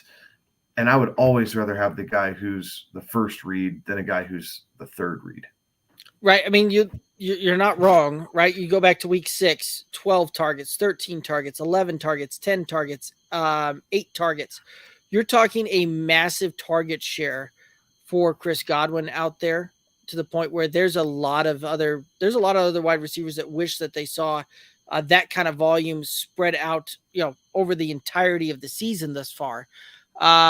And Chris Godwin's good for 6 to 7 receptions and 50, 60 yards very, very consistently. And I'll take that consistency, especially from a standpoint, the way your roster's set up, it's going to be a flex type of play or a guy's injured or bye week, something like that. So Kenny over on YouTube, Justin Herbert or Justin Fields, full PPR, hope all is well. Fields. You got to ride that hot hand. Absolutely. Yep. Got to ride it. Fields. All righty. The hair over on YouTube, half point PPR Mahomes, Mixon, Aaron Jones, Pitts, Mike Williams, and Amari Cooper. Do I play Garrett Wilson or Gus Edwards at flex? Also, should I trade Cooper / Gus for Foreman and Hollywood? Also has Jeff Wilson on the bench. I'd be okay making that trade on that one, but I'm going to play Garrett Wilson at flex over Gus Edwards. I want to see a guy come back off an injury like Gus has been dealing with, and I want to see him play a game before I'm going to trust him on my fantasy lineup. So that'd be the way I'd lean. Yes, for the trade to get Foreman and Hollywood. I like that. I like the upside of that for you. I think that's a much better combination than Amari Cooper and Gus Edwards. As far as this week goes, I'd rather have Gus Edwards than Garrett. So this is where Derek and I are going to split a little bit. Like I just the game total at 38.5 or 39, whatever the hell that New England Jets game is, that we're 38. The game total at 38. I don't know that Garrett Wilson sees a whole bunch. Again, Zach Wilson's implied game total right now is at like 195.5 passing yards. Like that's really hard when you think about how these game scripts and game flows and concepts work to make sure that Garrett Wilson can fulfill that. Gus Edwards could fall into the end zone, honestly should have a much easier time falling into the end zone and make up for any sort of deficit in yardage. So I like Gus Edwards more this week personally, even though he is coming back. Yeah, I mean, that's really what it comes down to. I can't fault anything that you said there. And I think it's some great analysis. Just for me, it's all about the fact that I've got a guy that is coming off of I believe it was an ACL last year, right? and comes back, starts slow, misses several of the games, comes back, plays 2 games, gets a hamstring injury, is limited in practice all week coming off of the bye. Like there's just too many red flags here that I feel confident starting Gus Edwards in my lineup this week. And that's where I'm saying I would far rather take a week, see what he looks like, and go from there, even with the fact that this being a huge plus matchup. No, and that's fair. There's nothing wrong with that. Where I look at it is I think Gus Edwards' path to 10 points is clearer than Garrett Wilson's. Yeah. At least Edwards can go one of 2 ways. Wilson ain't running the ball. That's true. Very true. Jelly of the Month saying that he's kicking himself for not adding Burks since it could have been a round 10 keeper. Is Jameis Williams worth a last spot on the bench? Who's a good NFL comparison? It's tough to say, right? Because we haven't necessarily seen him at all in the NFL, but he's a burner type and he's a small build wide receiver. And if you're going to tell me that I have to pick somebody as far as a comparison out there for it, I'd probably lean almost like a Hollywood Brown type, something like that as far as a comparison. But we very much need to see what they're going to utilize him like in Detroit, and so there's a lot of things to be question marks out there. In Detroit, Jared Goff has one of the lowest average depths of target out there. You're going to see DJ Chark, who's a down the field stretcher, come back into play. Jameson Williams, down the field stretcher type of play in there as well. So it's not a bad spot to put on the bench as an ad, but it's going to very much depend on what your other options are. Jelly of the Month. Yeah. 180. Sorry. I'm finishing my cross-player analysis. I mean, I think he's closer. His skill set is closer to Tyreek than it is Devontae Adams, right? He's 6'2", 180. He needs to get some more weight on his frame. Like they really probably want him closer to 6'2", 200 or 195. You ready for a crazy comp that I think is actually pretty accurate? What's that? Will Fuller. The healthy Will Fuller at full strength. I think that's probably the closest comp I've got to him right now. Yeah. And that could be, right? And it's tough because he's so far removed. Right. Because he did get injured so late in the season last year at Alabama. It's really hard to see what he's going to be, how the Lions are going to be able to use him. Now, he's a guy that I will take I'm okay taking flyers on for the draft next year at a 10th round. Like that's ultimately what it is. Jelly of the Month. Is this a single quarterback or a 2 quarterback keeper league? I'm thinking it's a single quarterback. And if it is, I don't think it's worth it in the 10th round until we see real film on him to see what that kind of looks like. But 2 quarterback, single QB. So I don't know that I'm doing it. No. I'm just not sold yet. Like I want to see something. And it's great to have these prospects, but I don't know that keeping a guy as a keeper in the traditional sense that you've never seen play is worth it. Right. And these late round guys are 50-50, right? 2 guys who are injured. You kept ETN last year into this year at the last round. I kept Cam Akers. Well, it worked out for you. It didn't for me. And so you saw a lot of value out of that. I saw a guy that I got to discard, and it doesn't hurt me. But now I'm holding on to Kyle Pitts for that same reason, because I'm refusing to let go of Kyle Pitts and let someone pick him up as a free agent for a last round keeper Right, in a 20th round in our league. Yeah, in a 20th round. So this is part of the strategy, right? Just kind of a peel back behind the curtains of some of the things that I'm looking at. I'm so frustrated with Kyle Pitts, I can't see straight, but I refuse to drop him because I'm not going to let anybody else pick him up and say, oh, I got Kyle Pitts in the last round.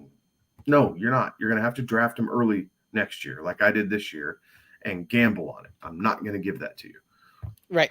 And so Jelly of the Month, maybe this will shed some clarity on this one as well. So in our home league, I actually drafted Jamison Williams with I think it's a 15th or 16th round that I can keep him as. It's somewhere right in there.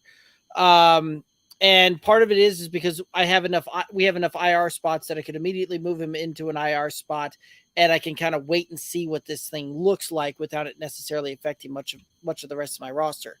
But I can tell you right now that he is going to have to pop so significantly the last few weeks of the season when we finally get to see him for me to be like, yep, that's going to be my keeper, even at a 15th round deal, because 17. 17th, even lower there. Right. Because in our home league, I'm going to have to make some decisions between Mark Andrews as a 6th round keeper. Chris Olave is a 10th round keeper. Deshaun Watson as a 14th round keeper, and Travis Etienne as a 20th round keeper. And all of those guys, significant values in there, to the point where Jameis Williams at a 17th round deal is going to have to do so much to try and, sway me to going that route, that I just don't see him being able to do it. So yeah, maybe that helps. And maybe that kind of gives you a different line of sight there as well. So, Spirit T saying, thanks guys. They're going to get some shut eye there. Jaden over on YouTube asking Foreman or Najee. We are saying Foreman on that one. Foreman. Yes. Adrian over on YouTube saying, would y'all start Rondale Moore, Kadarius Toney this week? He lost Cup. We're going Toney, I believe. Yep. Right? Yep. Toney. Adrian over on YouTube saying they have Boyd, Rondale, Devonta Smith, Toney, and Sutton on that one. I'm going to assume that it's a 2 wide receiver league, or start 2 wide receivers on that.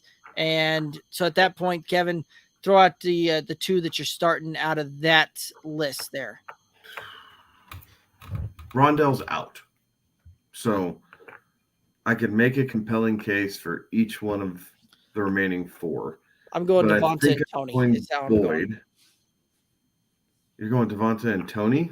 Yeah, Devonta Smith and Kadarius Toney is how I'm going to roll that. We're really not going to be any help here, because I can settle on the Toney thing.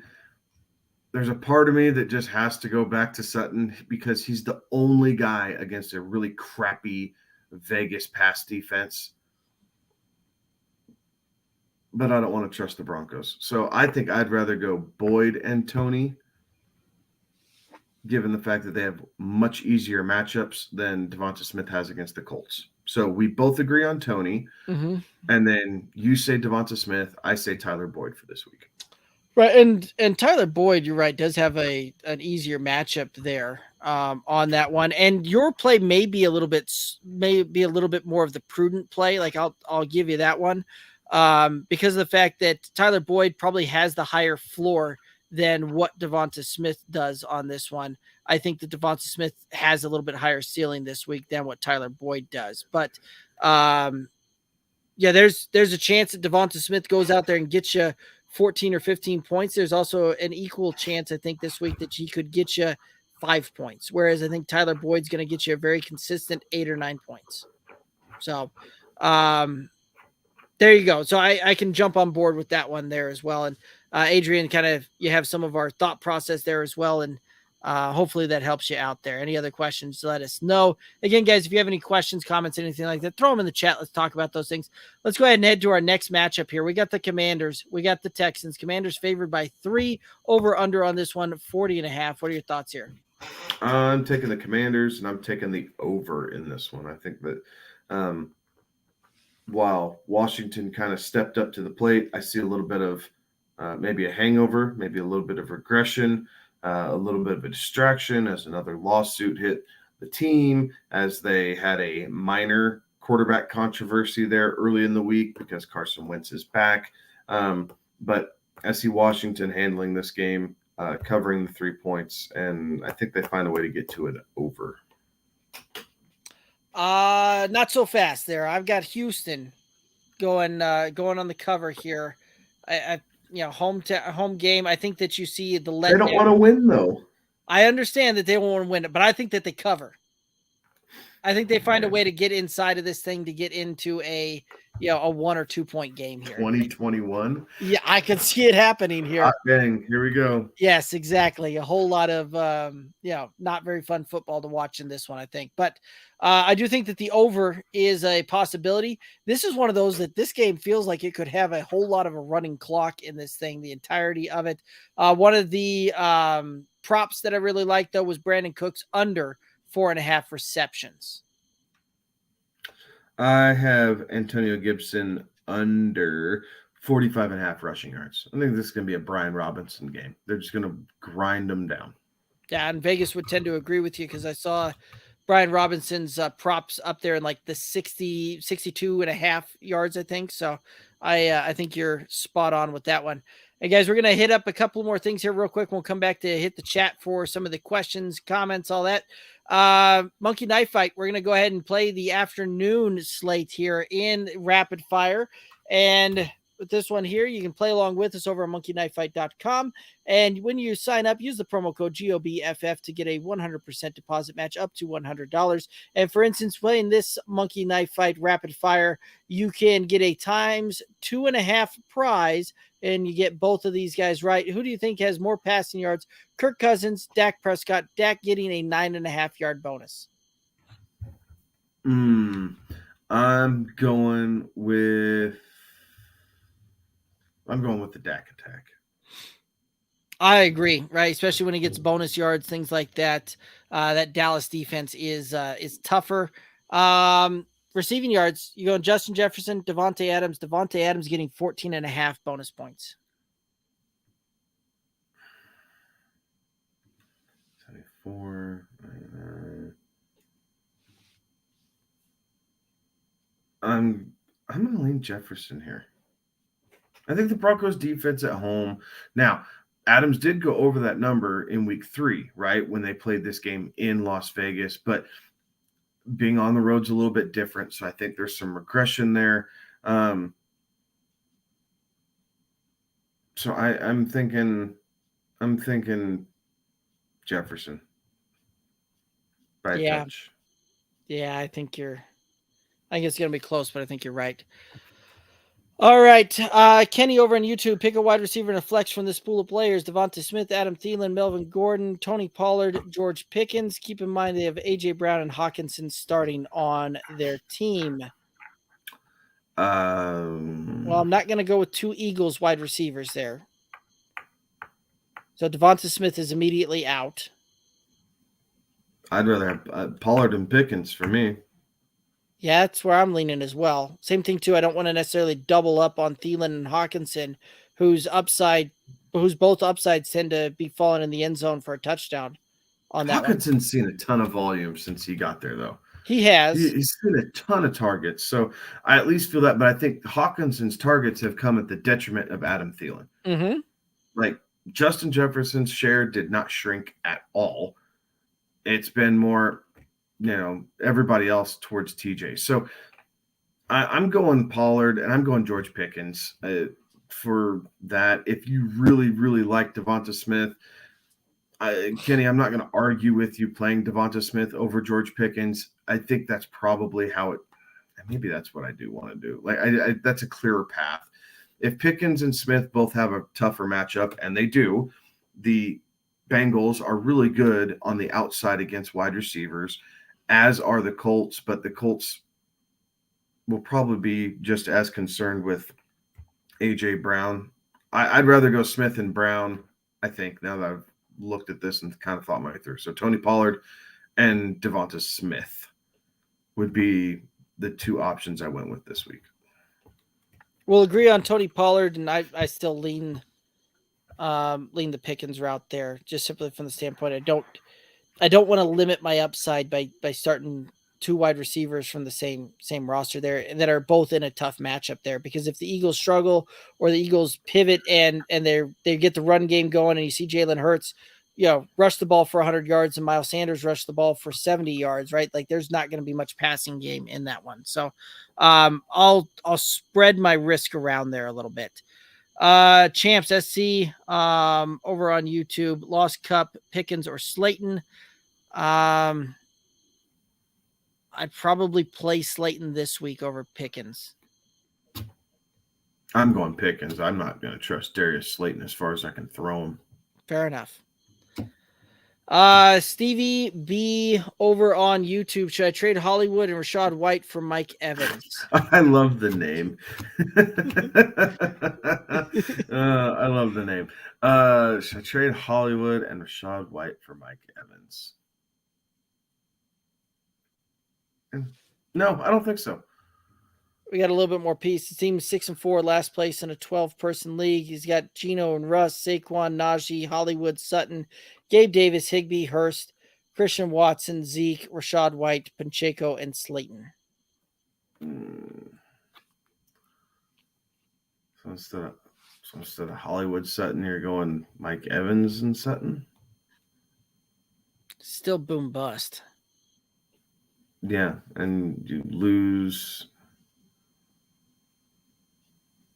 I get how the Hollywood injury has hurt you, but even if he doesn't play, you're in the exact same position this week with them being on a bye.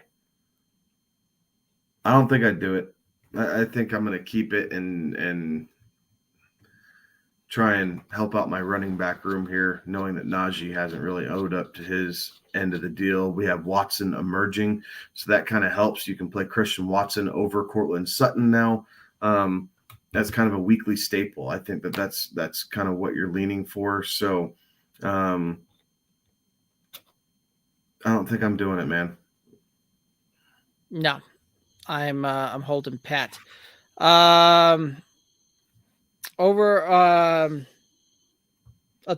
got some good names coming through here. I think that's pronounced fuck win. Over on YouTube, PHUC. On that one. Should I trade Zeke and Andrews for AK, Marquise, and Dulcich? I don't want to give up on Mark Andrews, is where that comes down to it.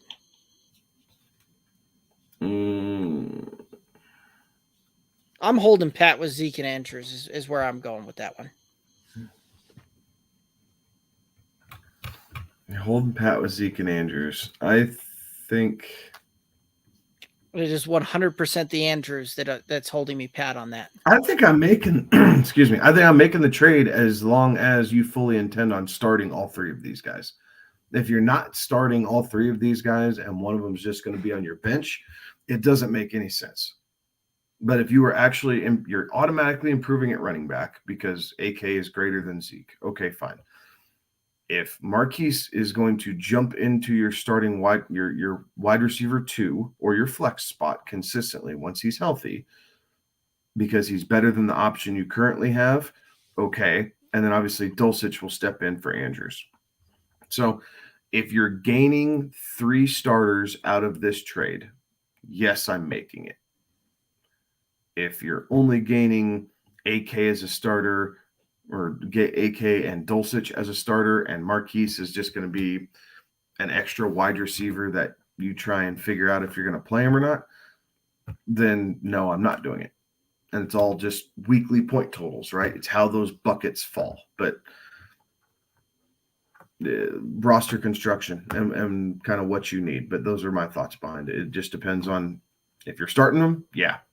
If one of them is going to be a bench guy for you, no. Or if Dulcich is going to be a bench guy, right? Like if you have Andrews and David Njoku, he was a late round guy that we were hitting up, or Gerald Everett, right? A late round guy who popped at the beginning of the season and we talked about ad nauseum. If you have one of those guys and Dulcich is just going to be a guy on your bench, nope, not going to do it. Like all 3 of these guys have to be your starters for me to make this trade. I like it. F over on YouTube. Do I sell Joe Mixon? F, no. Traded Justin Fields, James Conner, and Tony for Debo and Mixon. Had Dak on the bench, so Dak is the QB. So no, I'm not going to get rid of the guy that weeks 6 through 10 is RB2. Like, I'm going to have to be getting a haul back. Give me, Ken To Walker. be fair, go 5 through 9. Like, what was Mixon 5 through 9? It's not necessarily as good, but keep in mind that he's only had one bad week on 6 through 10, and that was even with his bye week factored into that one as well. I'm just thinking because his four touchdowns. So okay, I like that even better, honestly, because now you're massaging out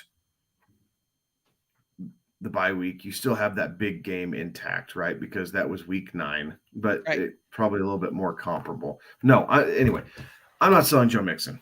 I wish we would have talked to you earlier and probably told you not to make this deal to begin with, because Debo's another guy that I had a decent amount of in different leagues throughout our performance. And I hate Debo in every single one of my leagues now. Like, he has pissed me off to the point where I don't know if I'm ever going to draft him again. Yeah. Sorry, you caught me on a rant there. No, you're good. I would agree with you on that one. But yeah, I'm not looking to sell a running back that gets 20, because Mixon typically gets like 25 opportunities a game to touch the ball. Yes. Like, there's a very select few players outside of the quarterback position that see that kind of volume. And, Joe Mixon's talented enough that he can break one at any time. And whether it's passing or whether it's receiving the ball, whether it's rushing the ball. And you just saw where he uncorked for running back 1 on the week. But even going back to week 14, he was RB15 on the week, then RB28 in week 5, RB13 in week 6, RB12 in week 7, a bad game in week 8 where he was running back 39, and then running back 1 overall on that one. So he has been he's been good enough for you on that one, and I would be looking for that to stay the same, especially kind of looking through some of these matchups coming up here. All right. F is asking, what's JT and Josh Jacobs' rest of season rankings for us? JT, I tell you what, with Jeff Saturday and the way he wants to run this team, I like what JT has in store here. Like, I think we're going to see a closer version of what we expected when we drafted Jonathan Taylor for these last, few games this season than anything we saw before week 10. So I like Jonathan Taylor a lot. Josh Jacobs, I still think you're going to see peaks and valleys. Like, in theory, Josh Jacobs shouldn't do much against the Broncos defense this week. In actuality, he gashes the Broncos every single week, but the last 3 weeks leading up to this, he's crapped the bed. Like, he's been flex worthy at best. So not in week 10. He was running back 9. I missed that one. 10. Was that okay? I mean, week 7, he was running back 1 against Houston. Then New Orleans, awful game, RB42 that week. Jacksonville, RB19. Indy, he was running back 9.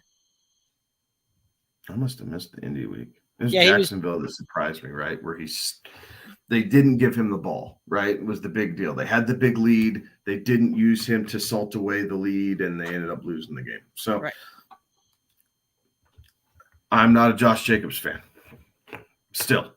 But I haven't been. I've been on record saying that. Like, this shouldn't surprise anybody. I'm not a big Josh Jacobs fan, but as a flex play, he is intriguing. How about that? Like, I don't want to. He's not a bad play either. Statistically, yes. Emotionally, no. I got burned by him last year and refused to do that. Another guy, I got burned by him last year. You see how this works? So as a flex play, he's intriguing. Jonathan Taylor is my one, absolutely. Josh Jacobs as a flex play, I'm okay with that. I get heartburn thinking about Josh Jacobs as my second running back, though. Fair enough. I think that you'll see Josh Jacobs very, very easily kind of settle in as a fringe RB1 rest of season, right? Like, not going to see really surprising for him to ultimately kind of finish in that range and finish in there. And I'd be okay putting him on my roster as an RB2. Jonathan Taylor, I think you're right. I think we're seeing what is in store, what can happen here.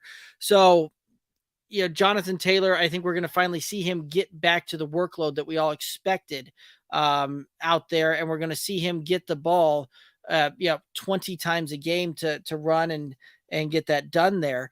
Philly, that's going to be a tough matchup this week, but he's got some very plus matchups going down the road here that I think we're going to see this. And I think that you can see him easily kind of be, get back to that elite level running back that we all kind of drafted there. So, Steve saying back to his roster that he started Christian Watson and should win this week. Yeah, when you can get a wide receiver go through and get you 2 touchdowns, big help there. Thoughts on Marquise Hollywood Brown rest of season? I think he's an intriguing wide receiver 2 or flex play. Cosign. I like him. I like the idea of him and Hopkins being on the field at the same time. Yep. We just haven't seen that yet. So it is a little bit hard to project, but Hollywood Brown, he was doing a really, really good job in the absence of Nuke Hopkins. They did a good job peppering him. He was efficient. He was wide receiver 5, I believe, at the time he went down. So been a little bit of heartburn, but I agree. I think he's a solid wide receiver 2 when he gets back into the fold and we see that offense really start to look like, I think, what a typical Cliff Kingsbury offense should look like, right? Spread them out, toss it around. Yep, I like it. All right, let's go ahead and get to this next matchup. We're gonna get through a couple of matchups and we'll come back to hit the chat here. Broncos. There we go. Raiders and the Broncos. Broncos favored by 2.5 over under 41.5. What are your thoughts here? Taking the Raiders, and I'm taking the under. I have zero faith in the Broncos, and I'm hoping this is the final nail in Nathaniel Hackett's casket. Fair enough. I'm going to take Denver. I think that they can figure out a way to, this one's painful. I don't see them losing 2 games to the Raiders this year, as bad as the Raiders are. I think the defense figures out a way to actually show up against the Raiders, the only team that they haven't shown up didn't show up earlier in the year on. I do think that the under is very much in play. This is going to be points at a premium. Prop I like on this one, Russell Wilson under 1.5 passing touchdowns. I have Josh Jacobs over 77.5 because he always gashes the Broncos. Fair enough. Head right in here to the next matchup, Cowboys, Vikings. Cowboys favored by 1.5 over under 48. Thoughts on this one? I have Dallas in the over. I think they recover. I think maybe there might be a little bit of a hangover possibly from the crazy overtime win that the Vikings got. They're in a dome, so the weather's not a concern to me. I think Tony Pollard has been doing really well. I don't know that we need to see Zeke take over his 2.5 yards in a cloud of dust that he was doing before he got injured. I think he could probably play more of a complimentary role here as the season keeps going. Dak and CD have been electric together here the last couple of weeks, so I like that as well. And then, Cowboys bounce back and make the NFC look a little bit more interesting. Right. As much as I wanted to take the over on this one, and I tried talking myself into it, I think that this one ends up getting just under on this one. I think that you do see the Vikings have a bit of a letdown game on this one. Even being at home, Dallas has been good defensively for the most part. And I think that defense shows up. Defense gets after Micah Parsons, gets after Kirk Cousins, causes some potential turnovers here, things like that. So I do think Dallas ends up covering this. I think the under, and I do like Tony Pollard to go over his 42.5 rushing yard prop on this one. I have Michael Gallup under 39.5 receiving yards because it seems like Dak Prescott is looking everybody else's direction except for his right now. Yes. All right. Bengals, Steelers. Bengals favored by 4 over under 41.5. What's your thoughts on this one? Cincinnati over. Agreed. I think they come out of the bye week and start laying the wood down. I think they realize that they got to catch up. They're a game behind the Ravens now. But I do think that this is time where they start making their push. I think the offensive line started to look better back in week 9, right? Before their week 10 bye. They had 2 weeks to get ready for this one. Divisional game, yes, but I think Cincinnati finds a way to win this one by, 7. Yeah, this was one of those that I really thought that Steelers would be able to keep pace with this one a little bit more so, but the more I dug into this, the more I don't believe that to be the case. I do think that Cincinnati covers this one. I do like the over in this one, even though that this will be this one I could see being a chippy kind of game. I do think that both of these teams put up enough points to carry us to the over. I do think that Joe Burrow finds a way to get over 248.5 passing yards in this one. Yeah, and I have Hayden Hurst going over 38.5 receiving yards, kind of piggybacking off of that. So I like it. All right, let's hit up some more of these questions, comments coming in here. F over on YouTube, Packers defense gave them a nice start this week against the best player with 2 points. Love it. All right. Stevie, who would you say to target with those pieces instead? Going back to that was the Hollywood and Rachaad White. So who are you thinking to try and target with that? He's thinking wide receivers because he already has Saquon on the roster.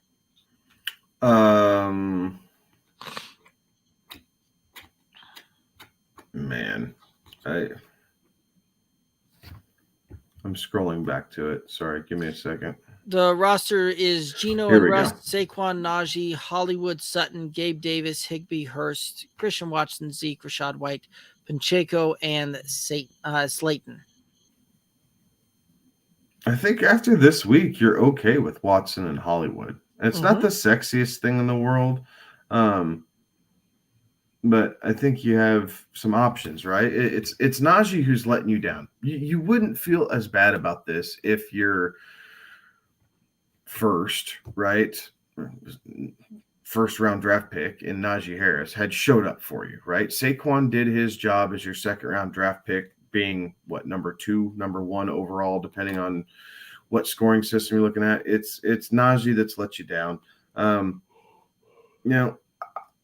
I think Hollywood coming back, I think that helps you a lot. You have Christian Watson there. So, I mean, if you could package Sutton and Gabe Davis, then you're going after maybe like an Amon-Ra St. Brown, maybe, but something of that caliber, possibly a Christian Watson, and I know he just popped, but Christian Watson and Gabe Davis for like a CeeDee Lamb. Now, yeah, you're going off a recency bias here and trying to play off of that. General train of thought should tell you that won't work, but maybe it will. So there's a couple things that you could look at there. You need Rachaad White to continue to build upon his growing timeshare in Tampa Bay to help you out. Like, you just need that to happen. It's going to be a tough road to hoe here, but we'll help you through it. But it's just going to be tough. I mean, another guy, you'd mentioned CD. Another guy you could potentially go out to try and target would be like an A.J. Brown. Like, that could be another guy that you could potentially try and go after, right? He's coming off the ankle injury there, coming off of a very, very poor showing against the Commanders. So you're talking recency bias. Recency bias works both ways, where maybe you can catch some lightning there, and you flip the you flip the guy that's been red hot for the guy that's come off of a couple of games, coming off of a couple of poor games and an injury there. Another guy that you could potentially try and flip that for would be packaging. Sure, I wouldn't mind trying to package together Gabe Davis and Pacheco and see if you could go out and get Brandon Ayuk. Like, that would be another move that you could make there. Mm-hmm. And that shores up, and you get a solid wide receiver 2 in Ayuk, who actually over the last 5-6 weeks here has been wide receiver 10 for the course of fantasy and is flying heavily under people's radars there. So that could be a move to make and a move to go get. Yeah. Well, I mean, Gabe or maybe a Sutton and Slayton or Gabe Davis. Michael Pittman would be another guy that you could look at. It's going to be tough this week, right? And he didn't have the greatest game. But again, recency bias. Maybe people are frustrated with him. But through Matt Ryan's first run as the starting QB in Indianapolis, you saw Michael Pittman with a bunch of targets.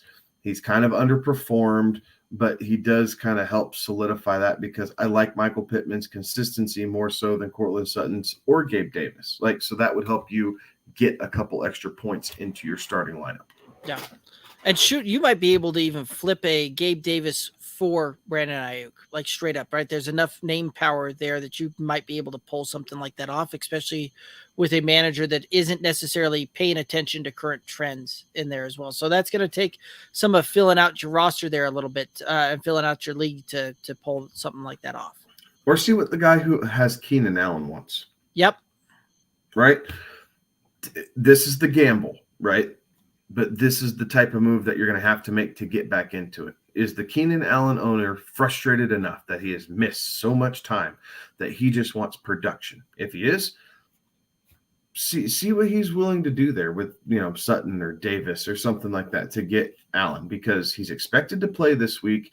And as long as things go well, you should see Justin Herbert and Keenan Allen, Mike Williams, all their numbers start to trend up here through the rest of the season now that Herbert will have all of his toys back in the toy chest. Right. Champ saying Muth or Dulcich. I'm going Dulcich this week against a really bad Raiders pass defense. Yeah. In the home league, I'm playing Dulcich over Kyle Pitts, to give you any type of an idea of what my dilemma is. But I'm playing Greg Dulcich over Kyle Pitts. And I think Dulcich and Freiermuth at the end of the day are probably within a point or a half point of each other, but I would also lean the Dulcich route. The matchup is far more plus for Dulcich than it is Freiermuth. And I'll when I've got two guys that are separated by less than a point and how I'm projecting them, I'm going to take the guy with the plus matchup over the guy that, I might even have projected slightly ahead of that. Just the opportunity will be there. F saying that he thinks JT will go off rest of the season. Don't know why, insane. I think that he will, simply from the standpoint that I think the Colts, how they played last week is how they want to play. So, and that's get the ball to Jonathan Taylor and let him run and let him run and let him run and let him go. Yeah, I think Jeff Saturday will demand excellence out of the offensive line because that's his bread and butter. It's where he came from. He understands as the center what these defenses look like, what they're trying to do. The center has to be the second most informed person on the football field at any given time, right? Quarterback's number one, center's number two, middle linebackers typically number three. Yep. So Jeff Saturday understands the game of football. I know it's kind of weird how he got to this position, but you can trust the process there, and he knows exactly what he's looking at. He is a steward of the game, and he will coach the Colts to more of a traditional kind of old school football, right? He's going to run the ball a ton, and he's going to try and make easy throws for Matt Ryan. Yes. Jaden asking, looking to trade Josh Jacobs. Who could I get for him? Well, a lot of that's going to depend upon your league mates and what's, some of their frustration level with somebody else out there and what you're looking to do. But AJ Brown, CeeDee Lamb. If you're going running back for running back trades are always wonky and weird. So I'd try and stay away from that. You're better off just sitting with, it's the devil, type thing. That's what most people's thought process is when trading running back for running back. But if you're going wide receiver wise, I'd be looking at something like that. AJ Brown, CeeDee Lamb. Josh Jacobs isn't enough to go get Tyreek, Jalen Waddle, Justin Jefferson, Stephon Diggs, right? So those guys need to automatically be off your board. Nuke Hopkins, the way he's been playing, he's automatically off the board. So, be realistic. Think kind of that tier 2, a solid tier 2 wide receiver, maybe a bottom end of tier 2 wide receiver. But stay away from package deals. Like you want to make this a 1-for-1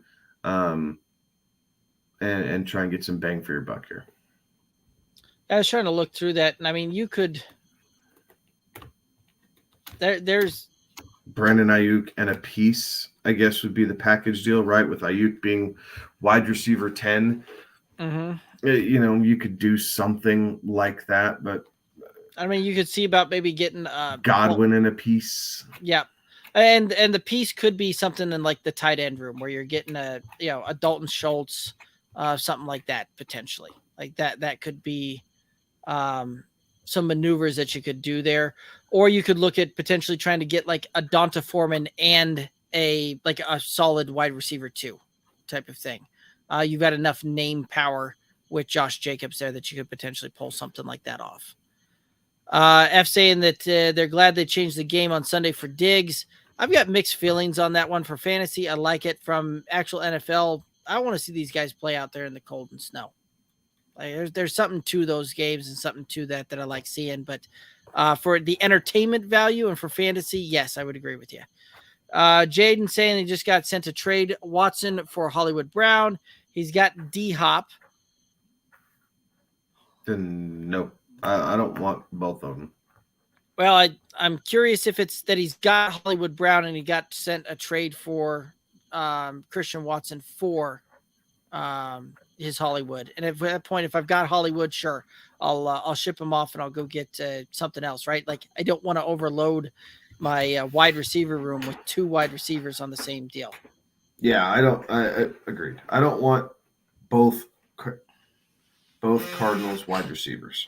No. Now, Watson for Hollywood straight up, I want a piece back. Like, and you're not going to get it, but I really want a piece back. Trying to capitalize on the high of Christian Watson. He can't sustain 5 touchdowns in 2 games, guys. Like, he can't. He is going to see more targets. Aaron Rodgers is finding some trust in him. That's a great thing.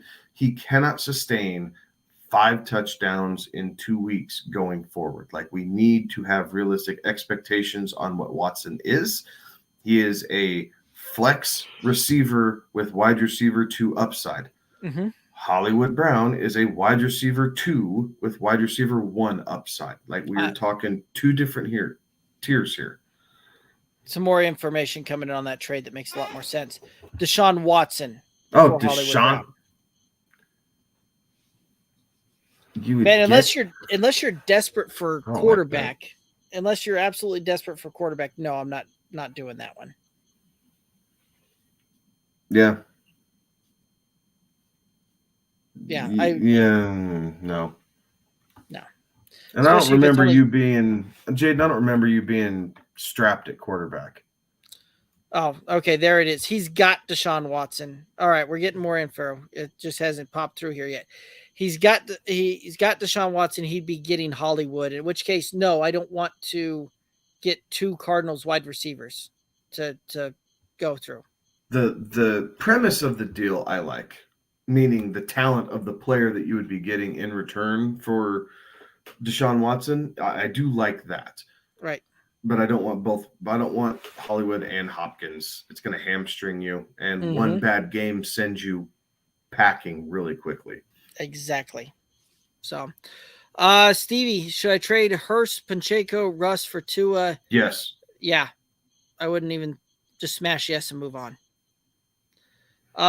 Champ SC, what can I get for Cup, if anything? If it's Dynasty, sure, you can get something. If it's redraft, if you can get something, good for you, because I don't think Cup plays another down this season. We were talking about this on our Tuesday show. Yep. I really don't think Cup plays the rest of the season. So shop around, maybe check the playoff contender, someone who's in first, second, third place, feels pretty confident in knowing that they're going to the playoffs. Let them feel like this is the piece that's going to put them over the top, and they can suffer through the next few weeks without him. But don't expect a whole lot back. Yeah, unless this is a keeper league, a dynasty league. I'm right there with you, Kevin. I don't think that there's any chance that you're going to get anything back, because I'm in the same boat you are. I don't think that realistically, right? Like let's look at this thing from a perspective of if the Rams go 500 while he's out, which by that point would be a marked improvement for how they've been playing all season long. But they're coming back. He has the potential of coming off the IR for a team that is 5-9 and so far removed from a playoff picture. That why are the Rams going to try and rush him back and get him ready to go? Like there's 0 point in that one because they'd rather have the long-term future of the player. Jaden, I'm trying to get Kamara for Watson and Foreman.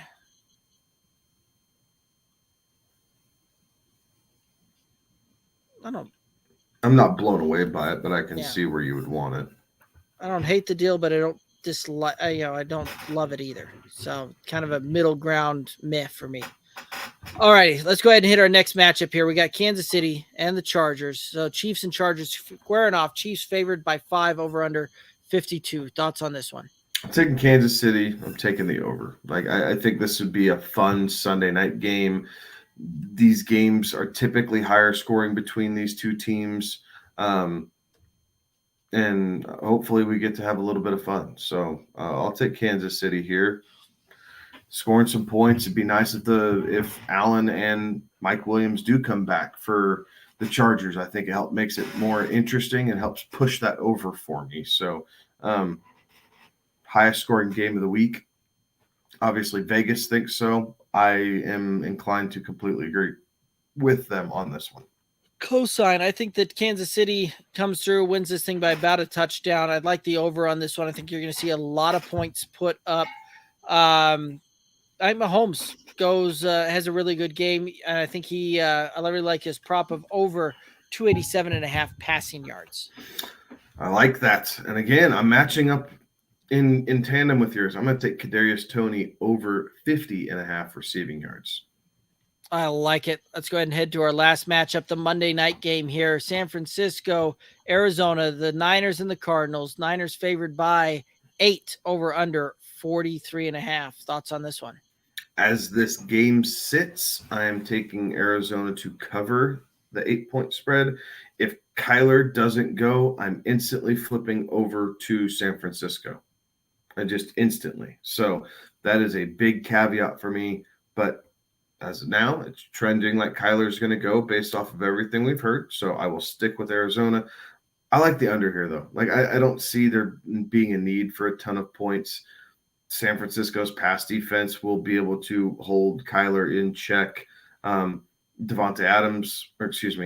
Hopkins, will still get his. We don't expect Hollywood Brown to come back here. So it's just limited offensive options for the Cardinals this week, and then it should open up for them going forward as Kyler's healthier, Hollywood Brown comes back, all that good stuff. This is going to be a tough one in Mexico City. Agreed. And I really like the way that you phrased that, and I'm going to jump on board with you. I do think that Arizona covers this if Kyler plays. If he doesn't, I'm right there with you. It's San Francisco all day, every day. And twice on Monday night. So I do think that we do see the over on this one come through. I think that this one has the chance, being kind of a neutral site, all of that. Not an extensive travel schedule for either one of these guys. I think you find a way for this thing to touch 44 points or more on this one. Like, not going to surprise me to see this one ultimately turn out to be 24-20 type of thing on this one. So I do like the over. I do like Arizona. There was not any props that I could find in this one that I liked. In fact, no props I could find at all outside the anytime touchdowns. And quite frankly, I'm going to leave the anytime touchdown call to you. I'm taking Christian McCaffrey with an anytime touchdown. I like it. Pretty chalky, but that's what I'm going with. I like it. And Champ SC over on YouTube saying for the Cooper Cup, what can you get for him? It's a redraft thing. If you can get something good on you, like I don't see it happening. It's certainly not something that you want to talk up the fact that he is coming back and will make all the difference in the world for your top 2 or 3 seeded teams in your league right now, that they will just offer you something. Like, you want to, this is where you try and steal a trade. is you are going off of name power alone and what it could do for their team once the playoffs start. I don't think he's coming back. So anything you can get for him is better than a 0, right? Correct. And obviously you don't want to drop him for nothing. I understand that as well, at least not this week, right? First week of being out. Right. So put the feelers out, see what the top teams in your league are willing to give up for him, because anything is better than nothing. You know what? Here's a guy I would try and go see, right? Because there's a good chance that whoever has Brandon Ayuk is flying under the radar in a lot of these teams, and could be riding somebody's bench, and somebody's not necessarily paying that close of attention to that on what he's doing week in, week out, and what he's been trending over the last 5 weeks or so. So I'd throw something out there like that and see if you could get something like that, and just see what the options are. But I mean, other than that, like, you're not going to get anything, I think, otherwise to try and pull something out there for that's going to do any good for you at all. So that would be a guy potentially would try and target, and just hope that whoever the manager is on that one is asleep at the wheel on the other side. Fact. So, seriously, Christian Watson, Kadarius Toney, yep. Like, pick some of these. Chris Olave, even, right? Like, pick someone in a wide receiver 2 range or wide receiver 2 upside that can start to fill the gap there. Yep. Absolutely. Alrighty. Well, Kevin, I think that takes us down here to the end of it. Guys, if you have any questions, anything like that, throw them out here. We're going to start signing off, and we'll answer any questions before we call it a night here. But Kevin, any final thoughts out there for the viewers and listeners? Keep hammering away. These are big time decisions, right? Like, we don't take you guys asking us these questions lightly. Like, we understand that these are your leagues and this is what you are most passionate about. We want to see you succeed.